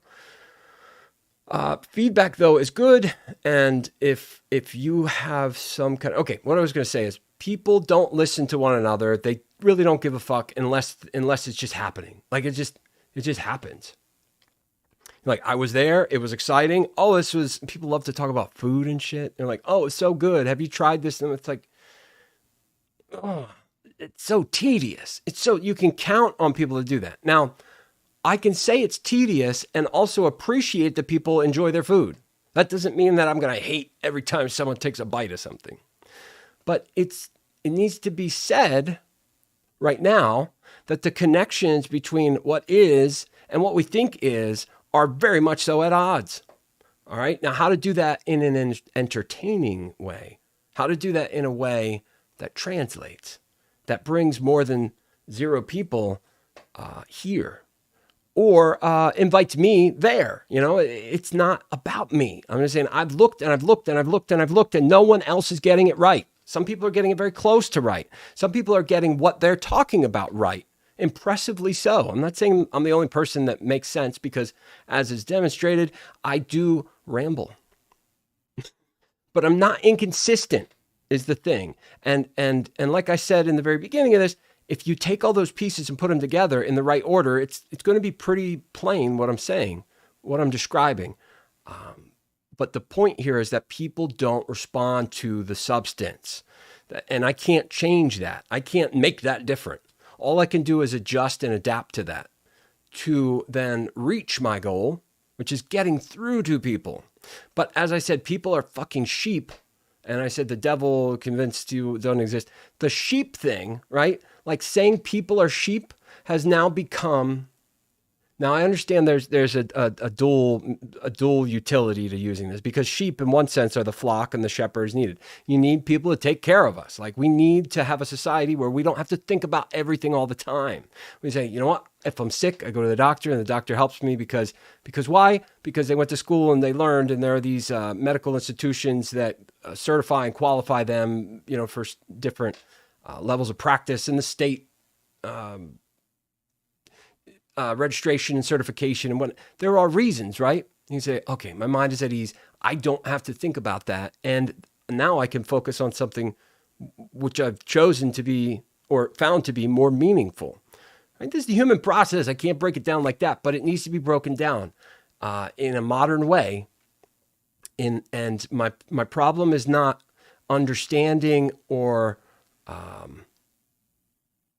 illustrating the material. It's doing it in a way that makes it accessible and translates. You know, I have theories, but they're all frustrating as hell, because the conclusion, you know, the theory would be that people, of course, don't listen unless other people are listening. People don't dance unless other people are dancing. Nobody's going to talk until other people start talking. Stuff like that. Like we wait until it's the norm and no one's looking at us type thing. But you see the conundrum, the catch-22, what do you call it? Contradiction there. You see, like if you follow that logic to its end, nobody does anything ever then, right? So the conditions that we're waiting on before we go ahead and do what we want to try, but we're not sure how it's going to look or whatever, you're never going to get better at it until you start. And you have to be willing to fail and be comfortable with being uncomfortable if you're going to get anywhere on this process, because it is a process. It's not like you're there and then you get there. It doesn't work that way. Nobody starts with the very end product, except people that don't know what they're doing and don't produce good end products. I can produce the end product that is going to help raise all boats. I'll use an example. I don't want to pull up the tweets or anything, but here we go. Illuminati, right? Oh God, terrible takes. She's part of the leftist mafia, which is just more examples of uncanny valley, clicked out, people that are not matched up with a political ideal that they claim the emotional intensity in. They know how to react. They also know how to call other people reactive, because Lenin incidentally taught them this. You can trace where ideas come from. It is very, very rare. This is the part to clip. It is very, very rare that people think for themselves. It's just a fact. I don't hate people because of that fact, but I recognize it nonetheless. And I've pushed on that assumption. I have purposely tried to prove myself wrong, but it's just a fact. And this, if that's a fact, then it most likely includes me as well. Does it? To some extent, yes. But again, it's not a binary. Once you become aware of it, then you have much more choice. And if we can establish what our objective ideal are, then you can use that emotional intensity. You can react. You can attack and defend. Get in there. Get your hands dirty and move, right? Like do what you can do once you know what you're doing. But the way people think is you can't do it until you know what you're doing. But you're never going to know what you're doing until you start doing. You know what I mean? Like you need to get in there and mix it up. You don't need to necessarily break any eggs. Like it doesn't need to come at a cost, right? Although I do admit to getting frustrated and then being like a little bit of a tacky, offensy kind of guy. I'm sorry, I guess. Like, I'm always willing to apologize if someone acts real, you know, gives me some kind of feedback or recognition. You know, you don't need to recognize that I'm the dope-based motherfucker that I am. You don't need to like pull out full recognition right from the get-go, but just say, hi, I see you. You're there, you know? It's so weird. The reaction I get online is just so weird. It is the story. I want to get to politics, but it's like, man, we've done this 3 nights in a row now. I don't know, just the internet is so weird and stubborn. People are so weird and stubborn. People are sheep. They do what other people are doing, and they'll do it even if it's leading them towards danger. And we, not only is that true, but then we go out, the destructive ones to ideal discourse, or to the ideals of discourse and the discourse of the ideal. People who are destructive to that, they'll go out and they'll create associations where people who are calling other people sheep are the problem. It's not that the people are sheep. It's that there's no merit to that whatsoever. And if you engage in that rhetoric, then you're engaging in right-wing propaganda. And therefore, we're not going to give you oxygen, because that's what happened with Trump. We gave, this is the logic. That might sound convoluted in practice, but that's the deal. It's a problem, and it's producing the effect that it produces. All of the effects that are being produced will continue to come up. And because of the nature of information, data collection, the nature of developed societies and population booms in other parts of the world, where the nature of what you can fairly and safely say, corporate capitalism will continue to suck the resources out of the earth at a diminishing reward for return for Earth, everybody, the people that Earth is meant to sustain. Now, there's a lot to be said there. Earth is much more durable than people are saying, but it's not a binary, right? All of the timelines and urgencies based off of trapped greenhouse gases and the heat that's generated and the effect it has on the ocean and the melting ice caps and around the equator, how these places have already heated up 3 degrees Celsius, and that's enough. That's the difference between, you having your windows open and begging for the air conditioning on some days. It's enough. And with the rising sea, all this stuff, the plastics in the ocean, the nature of capitalism in those regards, these effects will only continue to they'll exponentially compound and multiply. I mean, data, humans are drain and strain on each other and the earth itself. The drain and strain on our imaginations and our hopes, our associations to words like love, God, truth, goodness, beauty, or appropriate criticisms and critiques against society. All of it is inaccessible because of the nature of culture right now. There is reality. When I say reality, I mean AFK reality. Online reality isn't any less real. It's not any less real. It's not, but it's different. Okay, it's different. The rules are different. The incentives are different. The awarenesses, the associations, the expectations, all of it is different.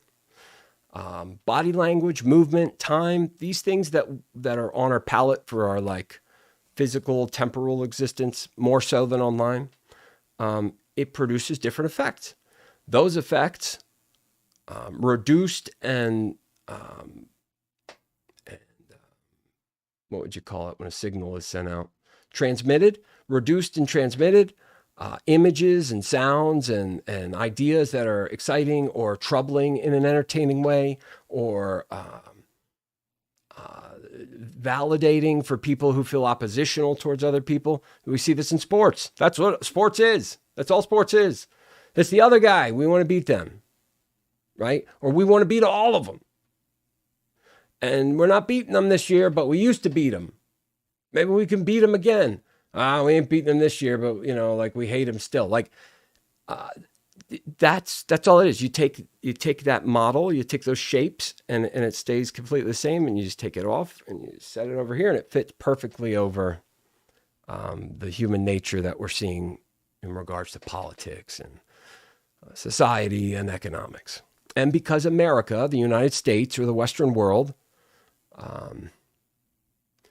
sets the tone for the upper, it is like the tip of the spear, right? If the economy is going to shift, it's going to shift because of something's happened here.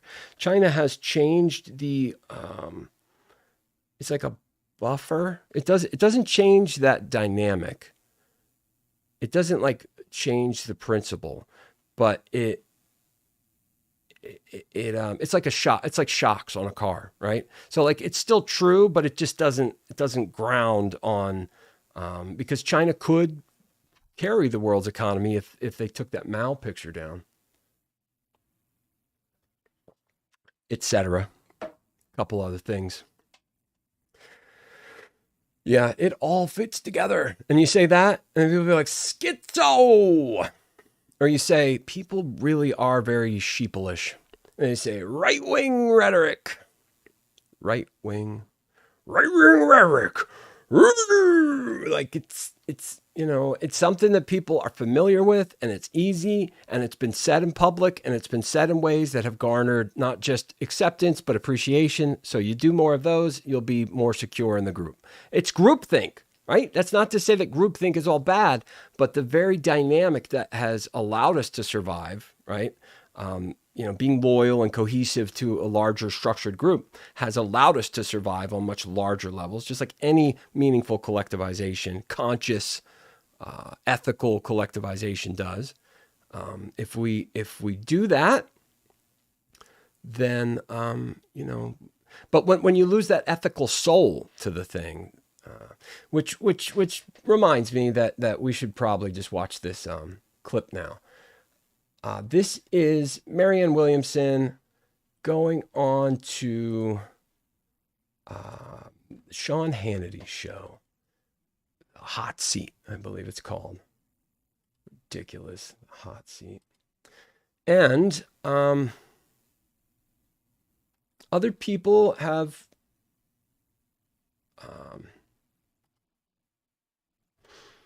commented on this. Excuse me, particularly Kyle Kulinski. I mean, he's a pillar in this movement, right? I think a lot of people were starting to see where they lay in this power structure the power structure that could. It won't, but it could. Now, my understanding is that Marianne Williamson officiated him and Crystal's wedding. I think it was last weekend or a week ago or something. Last week. A picture surfaced. You know what? Screw it, right? Like long streams, that's the deal. You're supposed to do long streams. Let's see if we can find. Oh, I spelled it.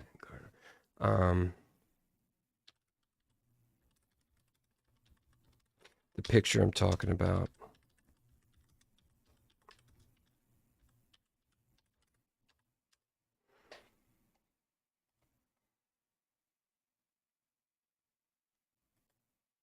Yeah. Here we go. This, no, it's like a doctored image, but, dang,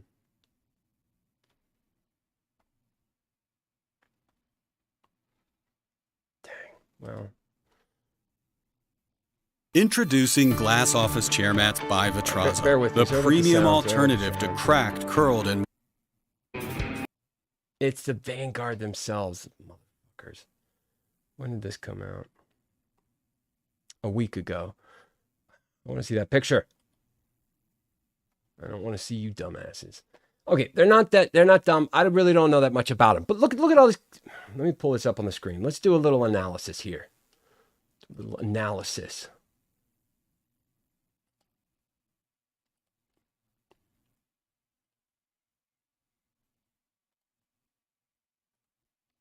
Did that work? No, it freaking didn't. Let's try it this way.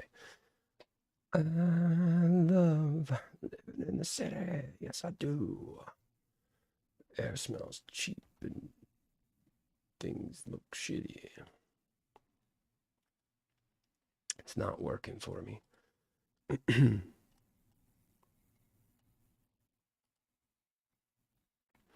right, well, here's the picture. Let me see if we can do this.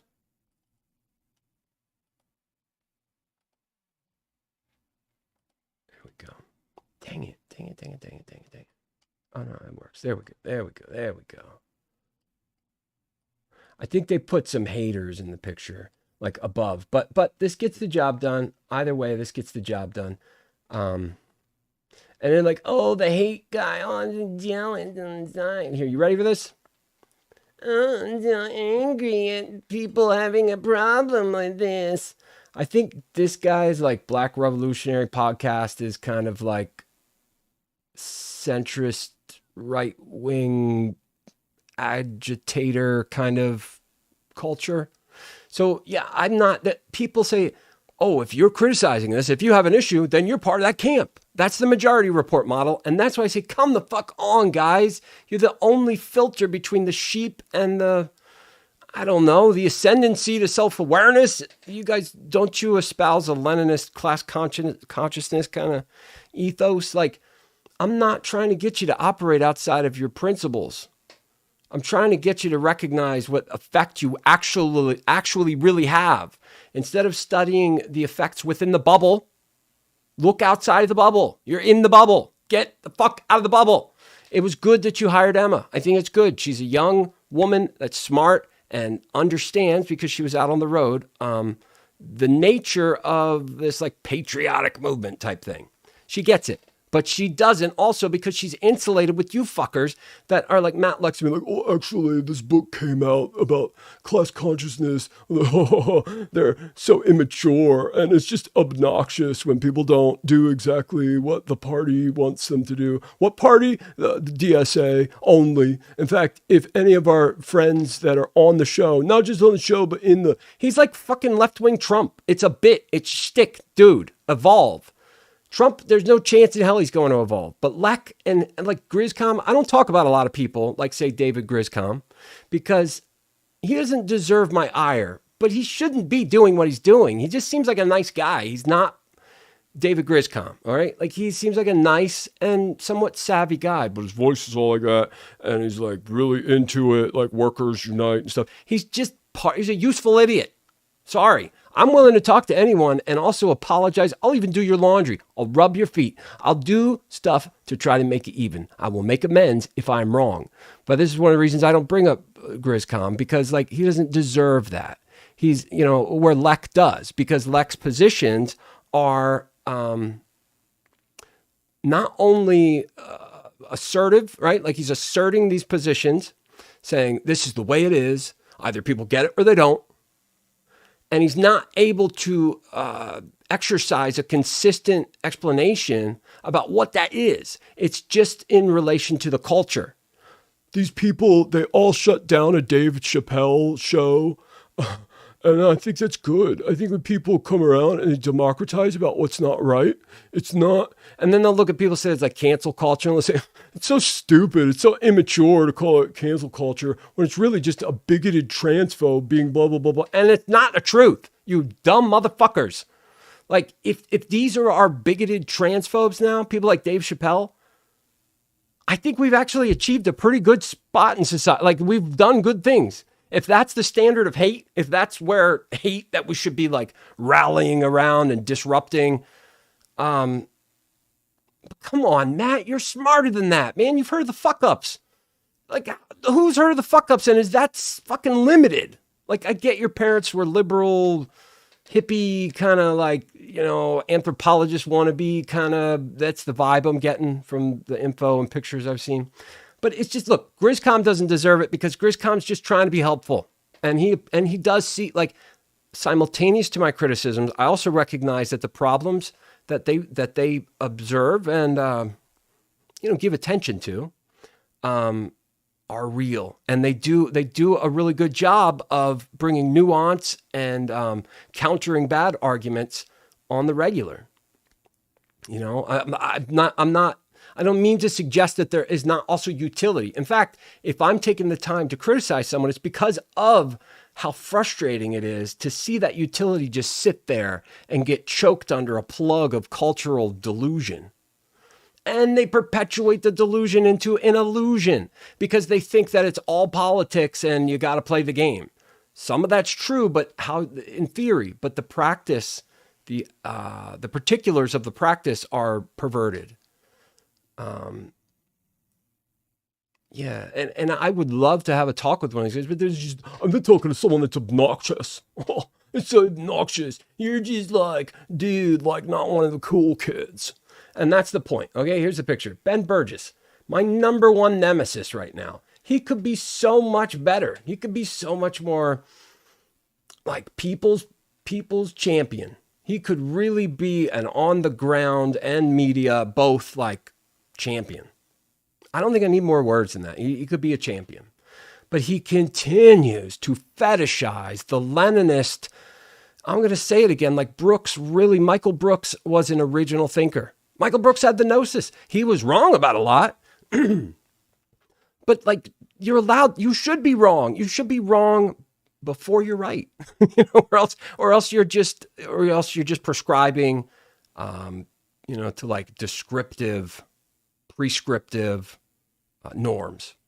Like you should be wrong before you're right. Like artists, I'm going to use artist analogy. It's an analog to, you make a bunch of wrong lines, right? You're going to draw things like this doomer, overused doomer meme. And by the way, these are my colors, the pink and mint, motherfucker. But anyways, look, there's just a lot to be said. I don't know about Shoe on Head, but apparently she's a piece of shit too. But she's an actual piece of shit. I don't get it. Bree here, total institution hack. And I wouldn't say these things if there weren't an element of choice that they were demonstrating. If I was like, they're dorky, that would be fucked up. Like, what can you do about dorky? Don't be dorky. Like schizo is kind of the same thing. If you're not willing to stick around and say, look at this point, it's disconnected from reality. Because that's what, it's not schizo that they're saying psycho. A psychotic break is a disconnect from consensus reality. A sociopath, opposed to a psychopath, is someone who has had a disconnect with the social consensus. Think the mood of the room, things like that. A psychopath is someone who has had a break with consensus reality, which we would like to say reality, but we can only determine reality based off of consensus. It's not the social consensus, it's the actual consensus, only achieved through social means, but don't worry about that. It's a way to demonstrate a break with reality, whether it's the social reality or as much as we can establish actual reality. Schizophrenic is to have multiple voices in one's head, right? Like that's not diagnostically speaking completely sound, but if you're going to put someone down and be like, you're a schizo motherfucker. What I'm saying is I think when they call people schizo, they mean psycho. So if I'm wrong, okay, fine. Both apply here. Stick around to explain what you mean. Where is it disconnected or contradictory or anything that would justify that criticism? It's not criticism. It's an insult. That's what it is. But it's too much of a pussy move to like actually stand up and say I'm an insult. So if someone's like, well, fuck you, motherfucker. Like, whoa, calm down. Calm down's a big one too. Like, and you can hear the insecure only use this now. So it'd be like some incel shit calls up Destiny's stream or something. And he's like, I wanted to pick I had a bone to pick with you about this. Or like Vosh, Vosh is like, a bone to pick with you about Elon Musk. Elon Musk is so cool. Okay. And Vosh is like, well, I disagree, but we'll see. You always do that. And they launch into this like, and they'll do these straw man thing. They'll accuse you of doing a straw man thing. You always do this thing where you switch the premise out. Yeah, like you sound a little worked up. Calm down. That is a move. That's a dick move. You say that to piss somebody off. That's it. It's not about calming down. And you're allowed to be pissed off. You're allowed to be intense as long as it's within reason. All right. Like that means like if someone just killed your family in front of you, within reason for that situation is very hard to figure out. It's way, way up there. It's like you can turn into fire and rain down doom. Like that's kind of within reason. So if you're representing an issue that affects you and people just aren't getting it, it's appropriate to be frustrated and intense over the matter. In regard to this shit show here, Kyle and Crystal are great. They are potential pillars of a real movement. They're in the bubble, but they're doing fine there. Like they were already down to earth relatively before the bubble started to form here. They've been in a few different bubbles, right? Because that comes with success and attention. But this wedding shows us that there's a community, right? And that's troubling. That's very, very troubling. Mostly because these vanguard dudes, I don't know if this guy's, he's one of them. I don't know who, but like this guy is surely the vanguard guy. The vanguard comes from Leninist ideology, id-pol, or whatever you call it. It would say there needs to be a vanguard that will usher in the revolution, right? The opposite, the fucking opposite. Of course, you need elite and educated, informed, savvy people in positions of control and influence to institute a goal that we've collectively agreed upon. But the backstabbing, click combing manipulations of the Bolshevik movement under Lenin's influence and direction was the original like Housewives of New York. It's just all manipulation and backstabbing, all of it. And what are the effects? Of course, they say Stalinism wasn't, you can't blame. Yes, you can. That's a direct extension of Lenin's ideological politics. Society, economics, and is it social, political, and economic? They are the same. They are the same. What package you're presenting may differ, but they are not, you can't just switch one out and put one in because we've never had the ideal. We just have observations in history to look at to try to figure out what the solution is. I find synthesis works really well, but right now that's looked at as centrism. And that's even worse than being a shitlib, which shitlib is very much so a problem. Being a normie is the problem more so than extremism, but because it perpetuates that feeling of alienation in the majority of people if they're made privy to your effect. Burgess could be good, but oh my God, he just like slurps the Leninist like stupidity. Unions. Oh, unions equal racism. Every single time. The redneck bullshit, and that also degrades the product and the flexibility of the positions in employment. You produce, this is true. It costs twice as much to produce when you hire unions. Now, this is different when it comes to intellectual material. Right now, there's maybe not the best time to be anti-union because the Writers Guild with the WGA, that is different when it comes to intellectual properties and creative, artistic mediums. How much entertainment do you consume? How important are the TV shows that you binge to your lifestyle? I mean, essentially your phone. And this includes YouTube too. This is everything that you're going to look at on a screen, right? Whether it's a book or whatever. It's probably a little bit. Now, let's say you personally don't. What about your household? Collectively, imagine all the entertainment that's being consumed. How central and how much of a brag is it for us in the States to say, yeah, we produce the best entertainment. Always have, always will. It may not be true. But look at music. Look at the music industry. I know, it's going to take you a while. Where is it? There is none, right? There's just this shitty, like, post R&B, everything's like,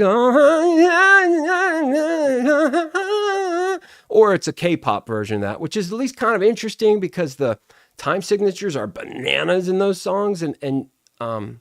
Anyways, I'm getting off topic every single time. Let's try to wrap this up in 15 minutes.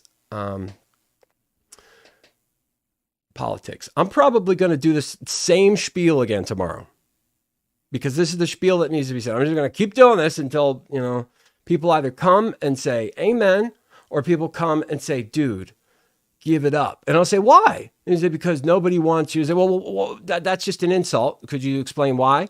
Tell me why. I will never. This is my promise to you, the universe, and eternity. All of truth, all of everything is on the line in this promise right now.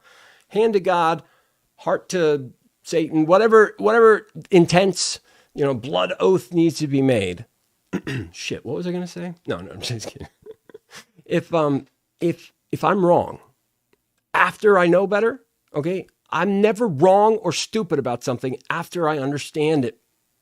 Like why that was stupid or wrong, and I understand that, I do not repeat or reproduce those effects. Flat out, don't. You can bet on it, count on it. This is a process that gets better with contribution and honest criticism. Just like a sword in the fire gets forged it's the same thing. We need to temper this. And this is not about me, because I'm not asking for money. I'm doing things that like brand me. Like Tim Pool is a fake fucking Tim. And my name is Tim Peer. His name is Tim Pool, and that's just the way it is. I think I'm older than him, so I'm the original Tim. Tim P --R, or no, actually. And my best friend's name is I don't want to out him on, but his name starts with a T and it ends with a P --R. Okay, I'll just say that. PR, first and last. Yeah. But the two letters in the middle, with me and my best friend, which I named my first kid, whose birthday is coming up here after. My oldest he's like an old man now. But anyways, his birthday's coming up, and just with the names Tim Pool's a phony motherfucker. So, and he's got a huge following around the world. I really don't think it's because of his merits. I don't think it's because of the substance quality of his information, because unlike Majority Report, he is actually producing his own ideology in-house. They're not just sustaining and maintaining the cultural expectation that the city-brained, post-liberal, like neo-NPR click club is doing. Now, as far as which one has more quality or which one I'd prescribe to, it's an easy choice. Simple as there's no value. It's all toxicity and corruption. It's all poison. But he's trying to explain something that nobody else is. He's trying to represent and he's trying to represent the demographic that he sees as being the actual majority. But he's a fool, and he's an idiot, and he's a terrible taste, and he's a terrible precedent of being like wishy-washy and worse by going on Fox News and exploiting and using. It's one thing to see that the majority is disillusioned with the phony, clicked out leftist wannabe type thing. Now, I'm maybe a son of a bitch, but I'm your son of a bitch. As far as like leftism goes, motherfuckers, all you wannabes are not leftists. You're not. You say, you're not a leftist. Well, we can have the purity test contest, but it comes down to this. What does left mean? It means new. We go with what we need for the people now. Not revert to old traditions that we've been fetishizing and stuck on that have also perpetrated more deaths than the Holocaust. True fact. This is not hard stuff. It's just a fact. And people say, well, what about Norway and Denmark and Sweden? Like, what about those mixed economies that are incredibly racist when it comes to their immigration policies, or at least have been, still are.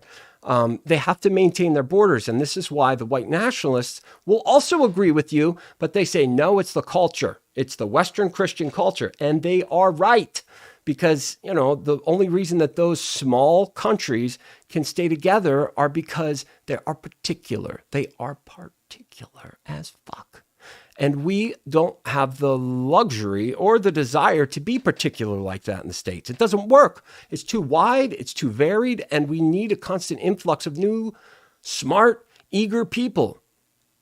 You know, America is exceptional for reasons.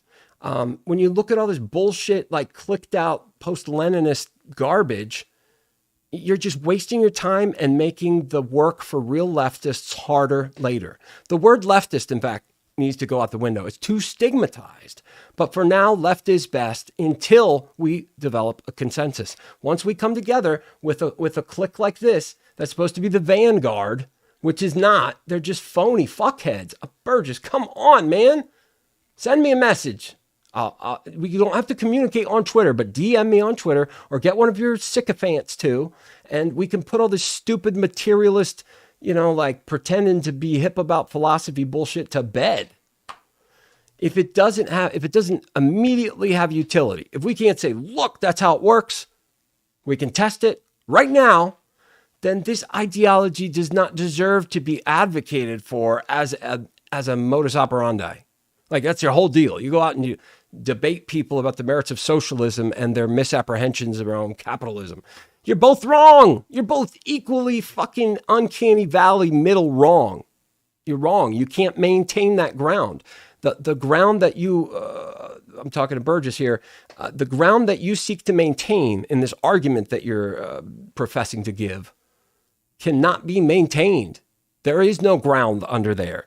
It's just you're just floating on the fetish fumes of, you know, what you had with Brooks and what movement felt like it was a thing around the Bernie Sanders thing, right? Like, I'm not saying there's no baby in that bathwater, but you're wrong. You're wrong, and you keep yourself committed to it. It's more like being shackled to it. When we look at American politics, don't look at the cliques. Don't look at this bullshit. Look at black politics, because black politics says, look, you don't have to change all of the constitutional framework. You don't have to change fundamentally what anything is. In fact, you need to fulfill what fundamentally you should be.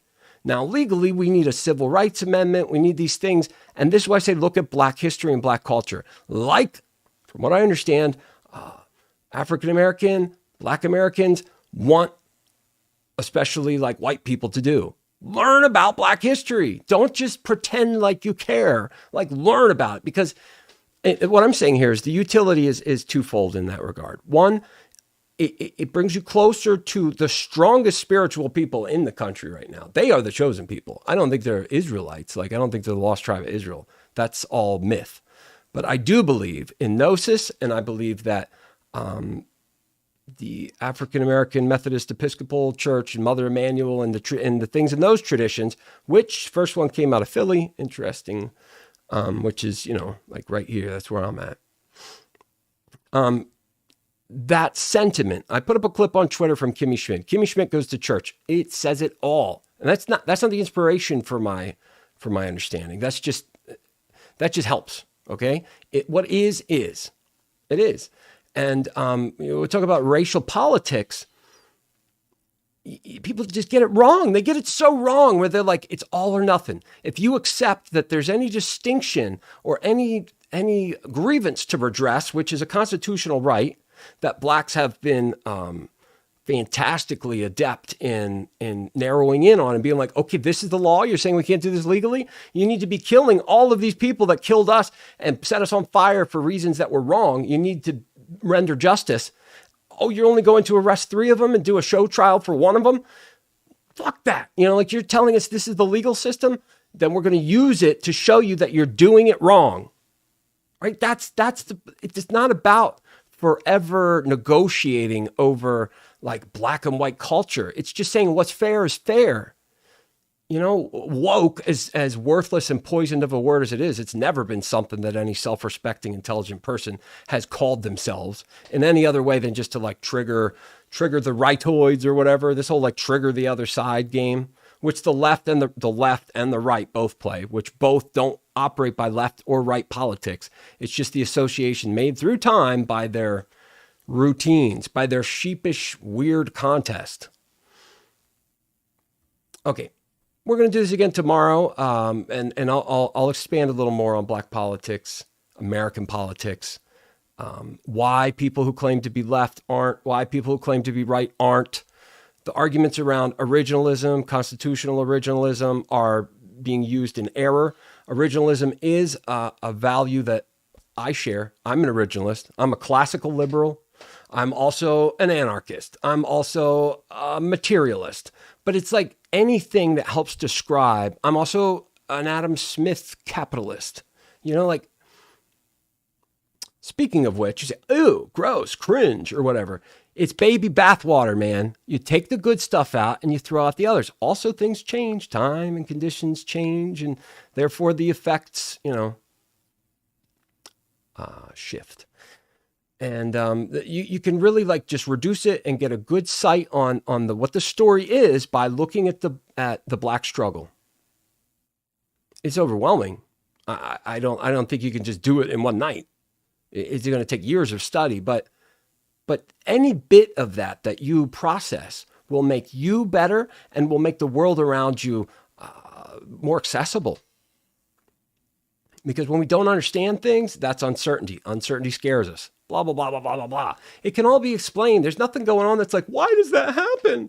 I know it's tempting to like colloquially say, why do people do this? Oh, they're so bad. There's always a reason. Always. I've yet to find something I can't assign said an accurate, real reason to. You're like, that's so cocky, dude. Well, show me that it's wrong. If I'm right, isn't it quite humble of me to take my time away from my family and my work? And, it is not like a great sacrifice. I do enjoy pontificating, obviously. But take my time and put it into sharing my abilities. Like, I want to share it and put it to the test. I don't want to use it to coerce and manipulate an outcome where I can just be materially comfortable. Like, God gives me a talent to use my mouth, my voice. I'm a big motherfucker. I'm 300 pounds, 6'7". Like, I've been in front of audiences, with thousands of people. I've done enough to say, well, you know what, if I'm nervous, I've done harder things. And actually, I've been on the Jerry Springer show in the highest rated season out of all of them. There's a huge story to tell there, but I signed an NDA, so I don't want to do this on air. But I'll just say that Jerry Springer being fake, right? That whole thing, you learned that because of me. And other people too. But still, I played a part. There's a story. The Spoets Fuck. That's a band out of Savannah. Savannah Institute of Art. The guy with the first name Scott, I'll just say Scott. Savannah Institute of Art, Spoets Fuck. That's the rabbit hole. Get to work. I Have a Sexy Secret, 1997, I believe. And I do have a sexy secret or two. Excuse me. Look, it's not about a brag. It's not because I'm like, I have many more criticisms and vulnerabilities to report than I do reasons in the pro. But I'm just saying that it's not what I'm doing and my intent are honest and needed. That's the end of it. You can say, I don't just like your tone. You will once other people like it. Once other people like it, you'll be like, oh, he's so cool. Once you feel like I'm not making fun of you, which I'm not, as long as you're listening and part of this, I'm not. Like, I'm just giving you my honest observations. And if you say, that's a little insensitive, then we have achieved the goal, my friend. That's the point. Now, we can't always be completely direct. Sometimes we'll need to speak in riddles and codes and things because we don't really understand what we're trying to say yet, but we're trying to get like a connection. It's a process, right? The process is not something you can just repeat in detail, over and over again. There's quite a bit of latitude there between subconscious and conscious efforts, but I may not be as responsive. Like, I don't like to respond to notifications on Twitter. I know that probably makes me look like such a dick, but it's just overwhelming. I'm distracted enough as it is, and I expect bad things, and they're always there. They're always there. So like if there's one that I've responded to and it's somebody that, You know, like I will try to keep that up on the screen for a while to see if like a response pops up. But I just hate going through the notifications. I hate it. And I know that's not going to work if I'm going to pull any kind of element of professionalism off. But if we had a couple people, if we had a visual like editing person, which I'm willing to go 50-50 on, like I need a team. I need a teammate. I need someone that can take these videos, cut out the good stuff, help me with some of the border aesthetics, set up the page, the stuff. It's work, right? It's work. And I mean, I'll probably end up doing it myself, but I spend so much time drawing and whatnot, doing my creatives that I just don't want. And I hate doing stuff on I hate the digital canvas. Like I can use it, but I don't like it. I spend all day doing, like comic book stuff. Like essentially, I don't want to really give away my whole personal life, but this is just the past hour before we were streaming. It's, I'm all day. I'm like and these actually aren't that impressive, but these are the examples of what I do. And all of these pictures and images and whatnot, all of these, this one looks kind of cool. Try to get this right in the frame. All of them could use finishing, shading and coloring and formatting. And the image itself is not what matters. It's the formatting.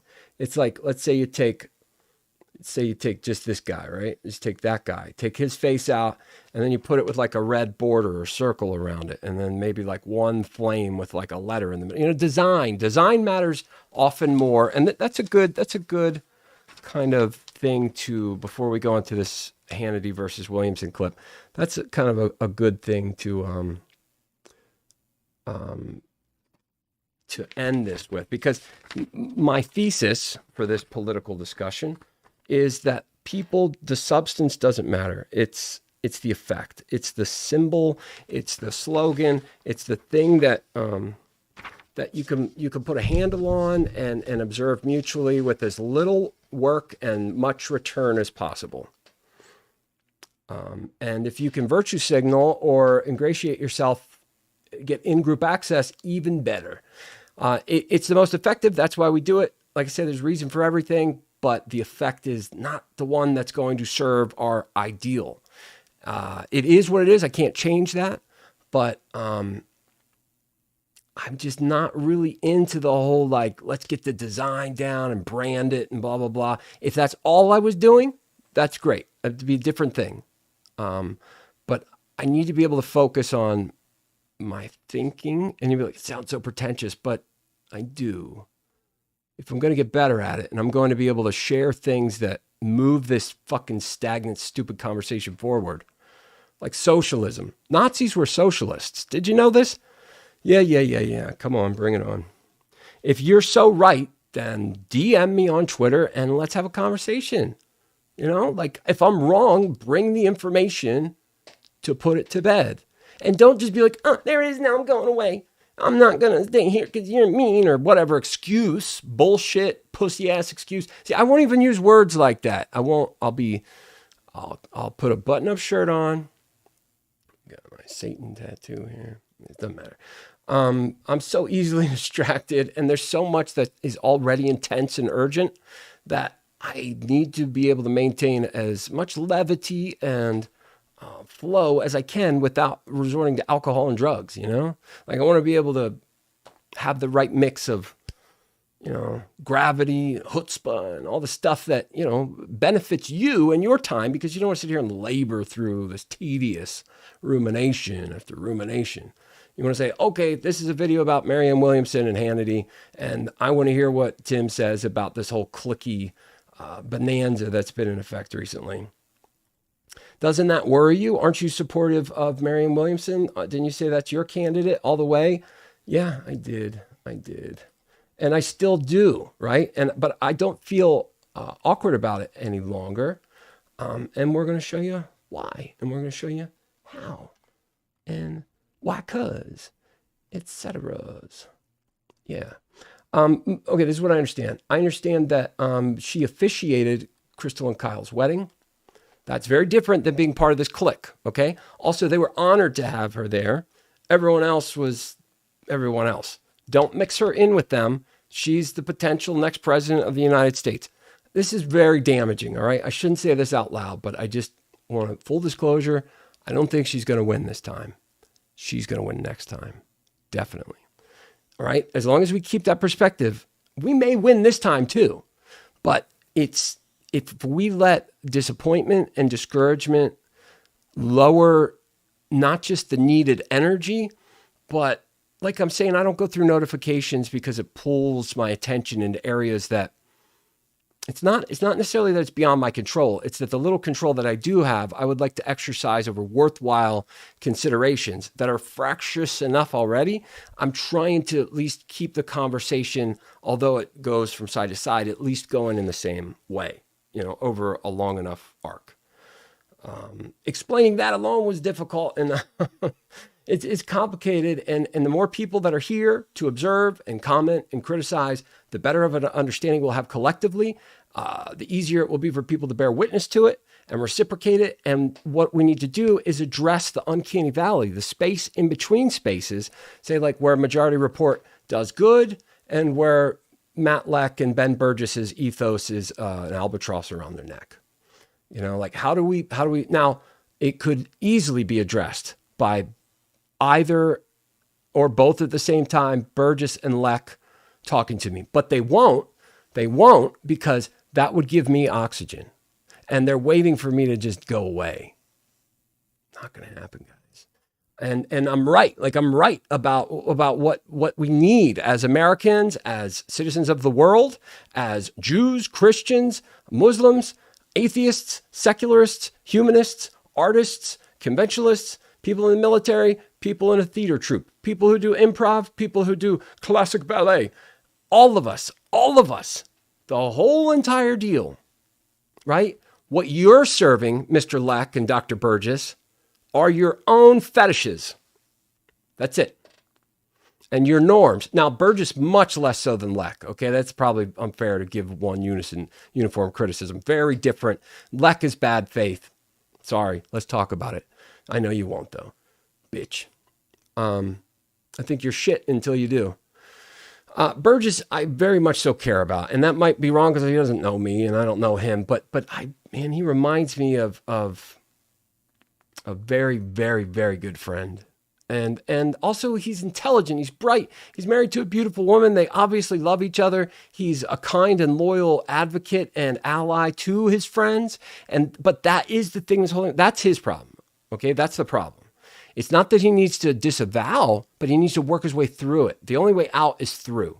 And I'll see on some of his thumbnails, like I unsubscribe from Give Them an Argument because they're not giving any arguments other than the ones they've already given. And they're just reinforcing the confirmation bias process. I don't need any more of that. I don't need any more of that. We need to address the difficulty that's keeping the effect that's being produced static. They'll say it's corporations. No, it's not. No, it's not. We can all agree on something and vote on it. It doesn't have to be a referendum. It doesn't have to be by skewing the framework into a popular vote like Robert Reich is advocating for, which there's actually some merit to that. But we got to do what we got to do. But at the same time, your explanation for what is to be opposed is wrong. It's real, but it's not the thing that you should be looking at. And I can get you there very quickly if you stop playing this like cool kids in the cafeteria game.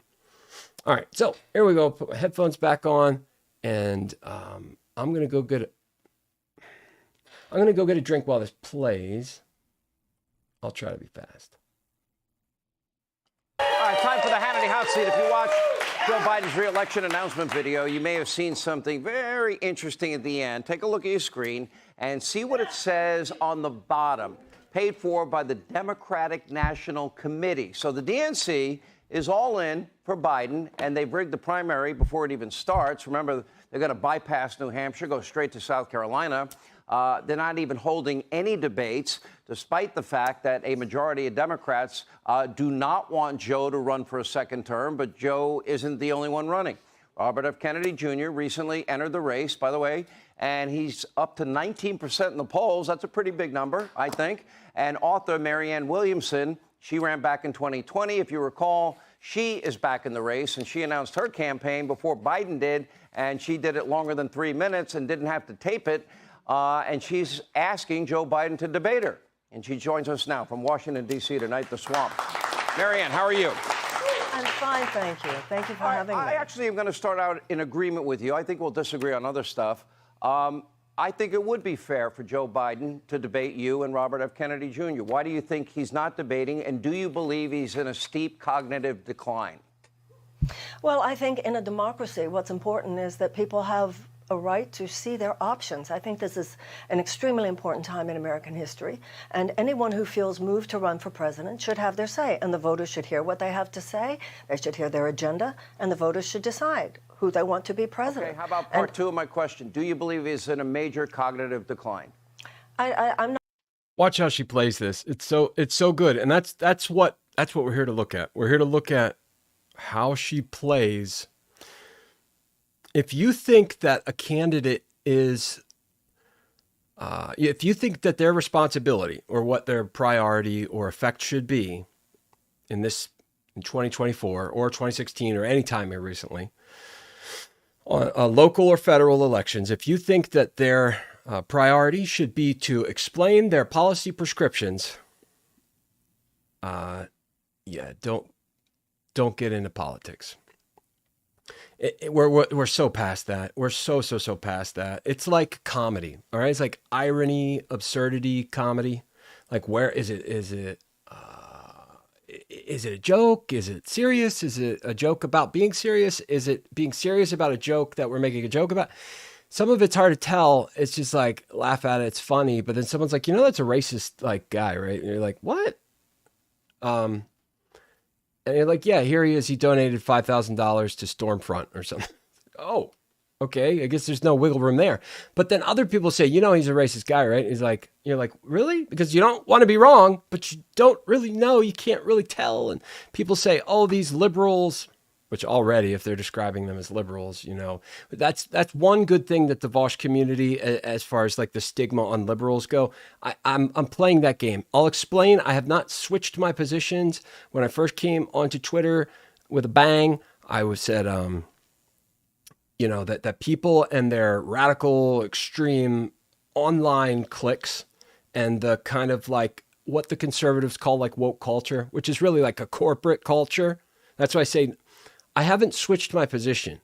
I've understood that the majority position for people is that they don't care about politics that much. They care about their life. They care about how much they get paid. They care about what, these like leftist, asbestos wannabe people say would be like the material conditions. But there are so many problems with just focusing on that, like universal health care. I don't know. Yeah, maybe that's probably we need to. But can we talk about what health is first? At least on the left. I'm not saying like on the national stage, but no, the answer to that is no, we can't. So no universal health care then, because all you want is a symbolic victory. Like the federal legislation on assault rifles, just any kind of weapons. It's a hollow and performative victory that you want something to show your friends.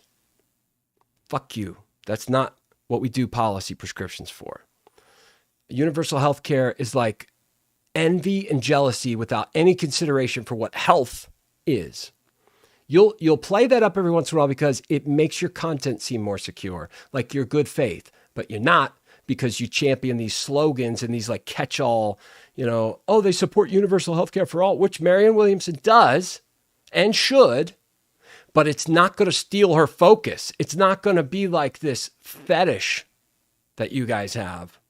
It's going to be because health and the nature of health care in response to the ideal of what health could and should be with the technology and things like the price of insulin, competition for Medicare when the federal government has to pay for prescriptions, that they can negotiate, to say, look, we'll do 500,000 of these scripts a year if we can get a 10% discount on the, right now they're not allowed to do that. So some of those things I think are more significant than the catch-all universal health care.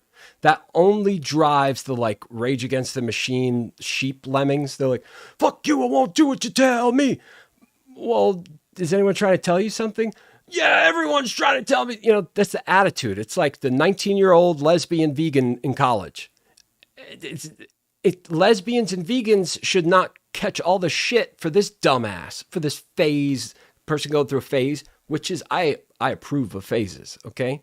But don't let yourself get fooled into thinking that you're the representative of these matters of oppression all through history, which is what people do. And the universal healthcare thing, it's the same thing. People, it's a fetish. It's wrong. It's all of the undergirding structure that's not important. That's not important.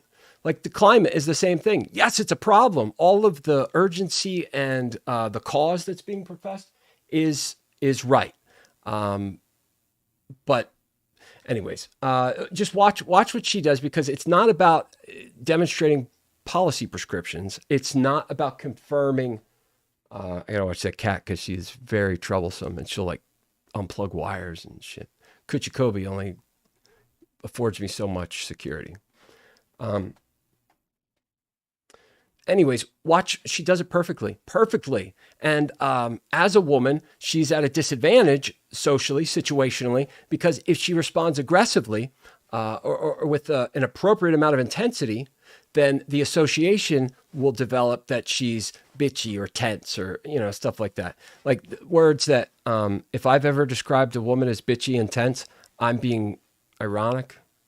Like I think those are good things in a woman, but anyways, yeah, like watch how she deals with the game, the issue. She nails the issues too. Like listen to her words too, but we're so used to watching one or the other. We're either academic nerds where we're focused on the granular, which we should be, especially if we feel so strongly about this, or we're focused on rewarding our expectations. That's not functional. Marianne Williamson understands this. What am I saying? Williamson. It's Williamson, right? I don't say if it's Williams. I'm pretty sure it's Williamson now. Yeah. Okay. Sorry. Yeah. All right. Many other people have done takes on this clip, as well they should. TikTok's broken it up. There's one part where she talks about spirituality. I think she's a Gnostic. I mean, she probably wouldn't call herself with that, and I don't want to start any trouble for her. That's why I took the Antichrist off of my name on Twitter. I don't want to support certain people or be seen being, advocates for, and then someone think, well, he is doing a troll thing where he's representing the opinions of what he thinks the evil. I don't want people going down that path. This is a very straightforward thing. She's the candidate we need. She's the leader we need, not the leader we deserve. And if people, there's so many problems, the DNC, the DCCC, the general algorithmic jungle that is, guarded and preserved by various meta warlords and whatnot. You've got to get through all of that perfectly. And as a woman, she has an extra contest to have to be perfect at, and she does it. So anyways, just watch how she deals with Hannity. Be like, isn't Biden senile? Well, yeah, he is. But if she comes out and says that, then she's going to give them what they want, which is, a means to be like, look, number one, we've always been right. And number two, these people are always infighting. They're going to use it to make the argument that they really want to make. It's not about getting an answer. The answer doesn't matter. It's like being a lawyer. It's like that. Okay. You're probably already thinking of it that way. You're probably already observing these nuances and meta considerations, but just to like frame it. Watch how awesome she really is here. Let me turn.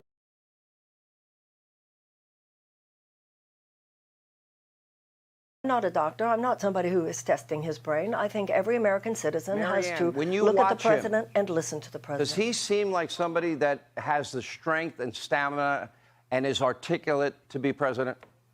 You know, I wouldn't be running if I didn't think that I was a better candidate. I think I have the energy, and certainly I have the ideas that are better. You got to answer my because question. I'm not going to come on Fox News and talk to you, Sean, and say something like that. I'm not going to. I think every American can decide for themselves. But if you believe it, you would tell us, would you? My mind doesn't go into that. I don't believe that the energy is being demonstrated that I believe will be necessary in order to take on either DeSantis or Trump in 2024. And if I did, yeah. All right. You said that we need an economic U-turn in this country. Yes. What system economically do you support? I'm a capitalist. I believe in limited government, more freedom, lower taxes, and energy independence. What do you want? You know, I think our capitalist system has lost some. Sorry. She's about to say another, not just brilliant thing, but the right thing that needs to be said to address what real problem is there. Not only is she, so good at cat is freaking out. Sorry, my cat's like, meow, meow, and I got these headphones on. I don't know where she is. Where you at, Tula? Yeah, not only is she, Jesus, hell, what the hell was I saying?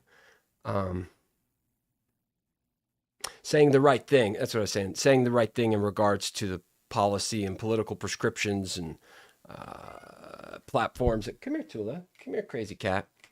She's like, come on, you said you were going to be done a long time ago. I was planning on going a lot longer if people were here, but, look, my friend's here. I love all of that. Come here, Tula. Come here, little crazy cat. Who gave me Jesus?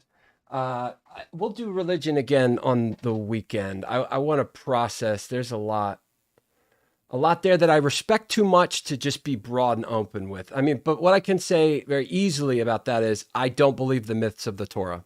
I think the Torah is a great story. I think it's an important story. I think the importance in the destruction of the Jewish temples, both the first and the second, are important and meaningful things to study and hold as part of one's culture in developing gnosis.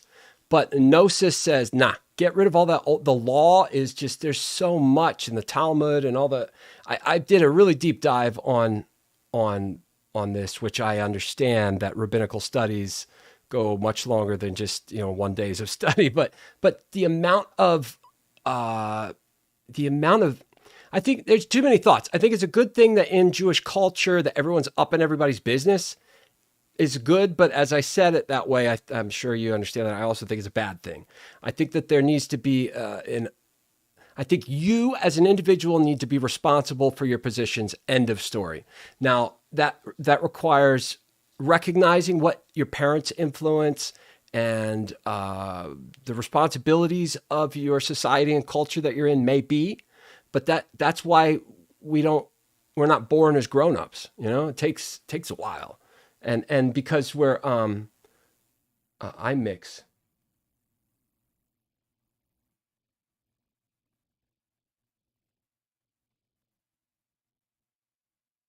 No. I disagree with you. He who hesitates. No, you have to hesitate. It's not proper to have to decide right now, like to be right now. And we were not afforded that. And the only people that want you to think that way are the ones who want to control you. And they don't want to, maybe they have your interests at heart. They want you to be happy and healthy, but still they're manipulating reality to create a construct. Just with Judaism in itself, look at how many different sects there are. Whatever community or sect that you're associated with, I guarantee that there are other Jewish sects that hate you. There are, I mean, the amount of argument over what orthodoxy really is bananas. And if you're in Israel itself, no wonder you're thinking about nuclear war all the time. Benjamin Netanyahu Israel's history is just insane. And I'm probably not going to agree on any kind of like, give it up for the Torah kind of thing. Not going to do it. As far as the message written on your heart goes, that I believe in. But that is where hesitation is served best, because hesitation is deliberation, and deliberation is reason and rationale. And we have many different resources to pull off of to produce the ideal result.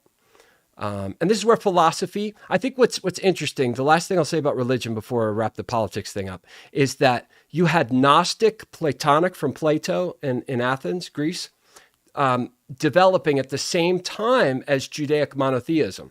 This happened at the same time. So then when Hellenic culture, kicked in after Alexander the Great, like conquested that area, you see this mix of cultures. So when we talk about the Judeo-Christian Western heritage, like it is blended together. Jewish culture demands particularity. They're like, we're so particular. We have to eat this way, we have to walk this way, we have to pray this way, we have to worship this way. Temple has to be this way. It's way. And it's just not functional anymore. It doesn't work. It doesn't make people better. It doesn't make people into what they could and are, It doesn't make people into what they could and should be and are demonstrably so in their excellence. Excellence requires something other than the old standard.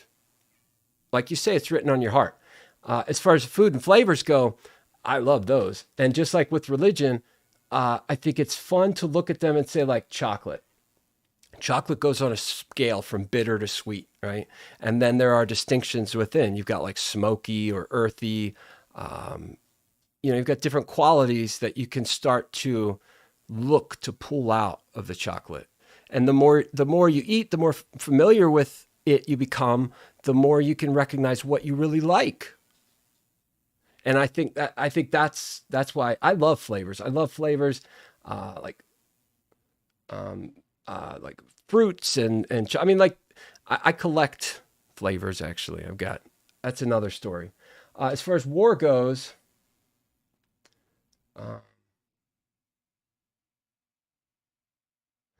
okay, Jesus and war. I think it's just so broad, and I do respect, and I'm worried about geopolitical military contests, and I'm also concerned about how complicated and dysfunctional humans' relationship with religion has become. And I think people should have different opinions, most certainly, but I think they should be good opinions if we can help it. And they're really not right now. Opinions are so fractured and dysfunctional and oppositional, and it's just a mess. So, I'm sorry. I don't want to like trigger you or be like anti-religious. But we can, I'll have more reverence this weekend. We'll do more like dedicated religious talk, and you and I, can try to get on the same page if you want to come on and talk too.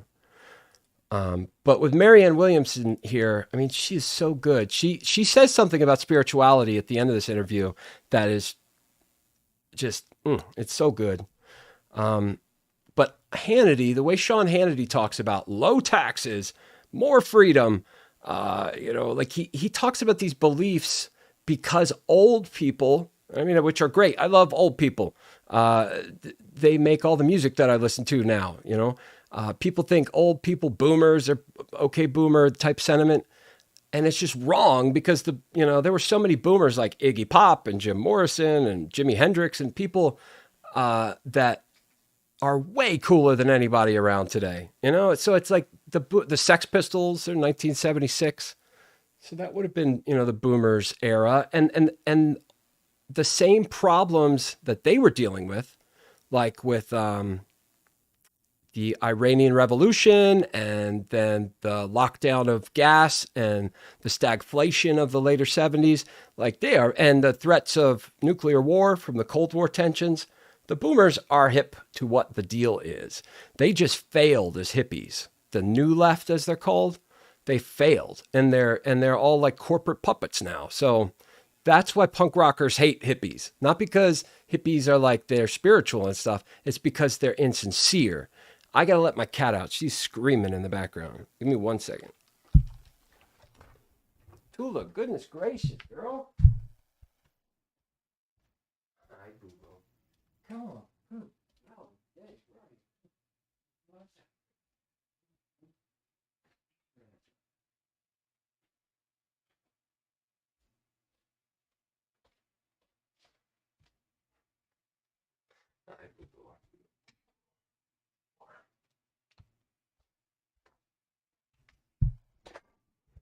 Sorry about that. My goodness, she was going meow, meow, meow, meow, meow, meow, meow, and she wouldn't stop. She wouldn't stop. You do not blend, mix. Oh, I get it. I get what you're saying. Mix, not blend, because blending can ruin it. Mixing, if that's what you're saying, I get that. And that's awesome. I like that too. The only one not written on paper. But the story and history of paper, that's pretty cool too. It looks like I lost you there, but I never really know. So here we go with this. I think it's well worth paying attention to the narrative contest. Low taxes, high freedom, religious freedom. They've always been saying that, and they've always been taking advantage of people through that narrative. You can really see it with the contest between JFK and Nixon. That's when it really, and Reagan is on the stage then, California governor. He starts to make appearances in this narrative too. You got the John Birch Society and other things. This is where ideas come from. They come from places, and you can track and trace them.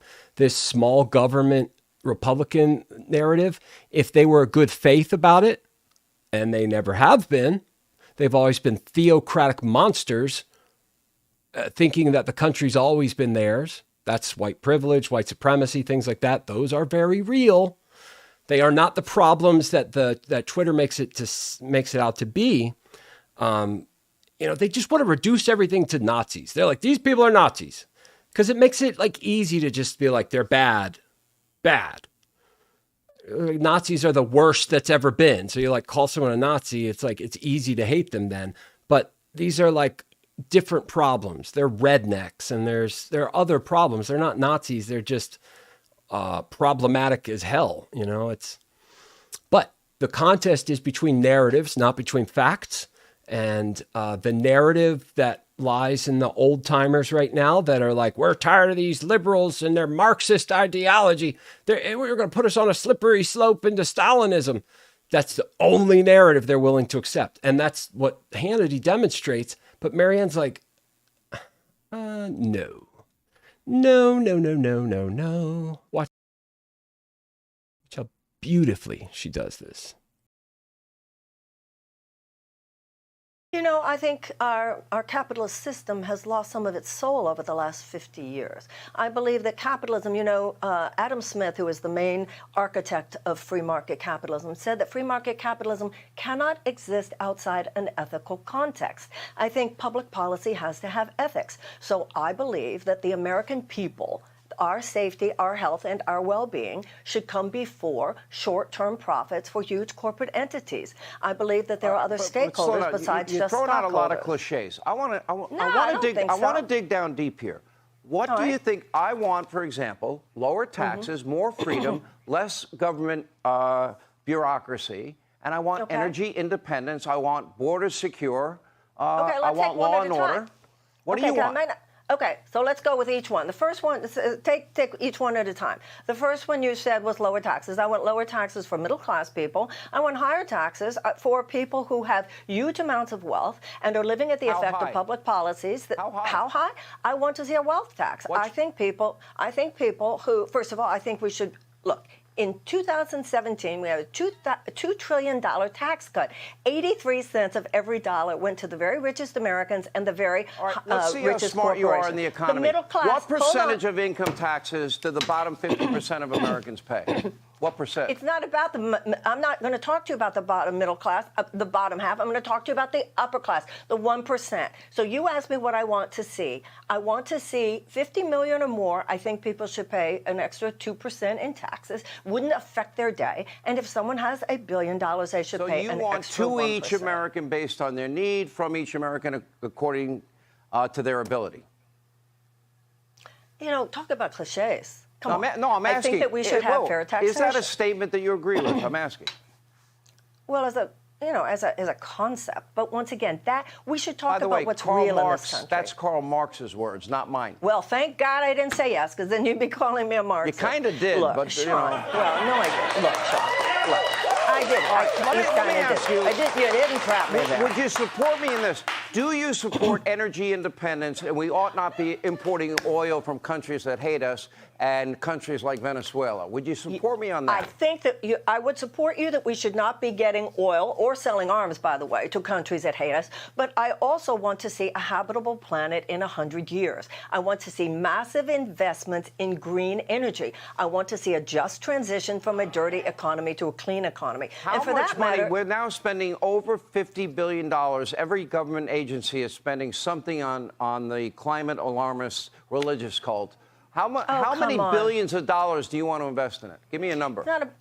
Listen, we have $858 billion right now in our military expenditure every year, and they are the largest institutional emitter of greenhouse gases. And the Congressional Budget Office, hardly a liberal organization, says that we could take out $1 trillion of that over the next decade and cut greenhouse gases. But natural gas is a clean-burning fossil fuel. All right, I got to ask you about some of the weird stuff you've said. Okay. Okay, you have said your body is merely your space station from whence you beam your love to the universe. Don't just relate to the station, relate to the beams. You said everyone feels on some level like an alien in this world because we are. We come from another realm of consciousness and long from home. What the hell does that mean? I'm surprised to hear you say that, because I would think that you would recognize that as a very traditional religious and spiritual perspective, that we are spirits, that God created us as spirits, and that is what we are, and we are here to love one another, and we don't feel deeply at home on a spiritual level on this planet because this world is not based on love the way it should be. I think those words are all right, that's a fair answer. I'm a Christian. I believe in God the Father, that God created every man, woman, and child on this earth. I believe in Jesus Christ, his son, that died and resurrected, came back from the dead to save all of us from our sins. That's what I believe. So anyway, Mary. Did you hear that? Did you hear how fucking crazy he sounds? Because he doesn't mean it. He doesn't have the value system that makes that description worth anything.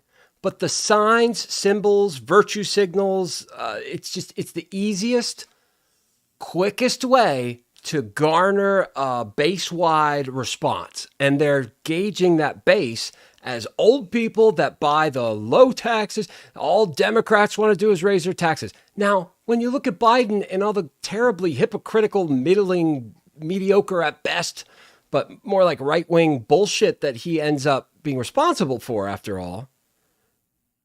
I mean, what did Biden do? He was Obama's vice president. That's the best thing he's done. All of the policy and all of the things he's advocated for have been terribly out of touch. I know this because I remember when Carper was our governor here in Delaware and Biden was doing that 94 crime bill thing. I remember how instantaneous the flood of police were. And at that point, marijuana was very much so as felonious as it gets. They loved to pretend that everyone had weed on them, the stop and frisk kind of thing. So those cops, all they did was present a threat to civility. That's it. And of course, the effects that we see get produced, of course, what happens. Biden is responsible for that. Those are his politics. He gets into labor unions. Again, racist, redneck, bullshit that makes the product more expensive, shittier, and it also makes flexibility in employment worse. You don't want to have to work one job for the rest of your life. You don't want to have to live in an economy where the employer, if they hire more than 14 people, have to keep those employees for the rest of their lives and make sure that they have all the provisions a human could possibly need. That is so naive and irresponsible to suggest that any policy prescription can alleviate the effects that are caused by our socio-political economic conundrums. Marianne Williamson is so cool. We do not deserve her. And I don't think that you guys deserve me. So, other than my friend Wesley Curry II, who I think is Leah, I could be wrong, but other than my two friends that have been incredibly awesome, Christ Comes with a Sword and Wesley Curry II, other than you two, the rest of you are swine. This Pearl is signing off. I'll be back to do it again. Hope to see you then.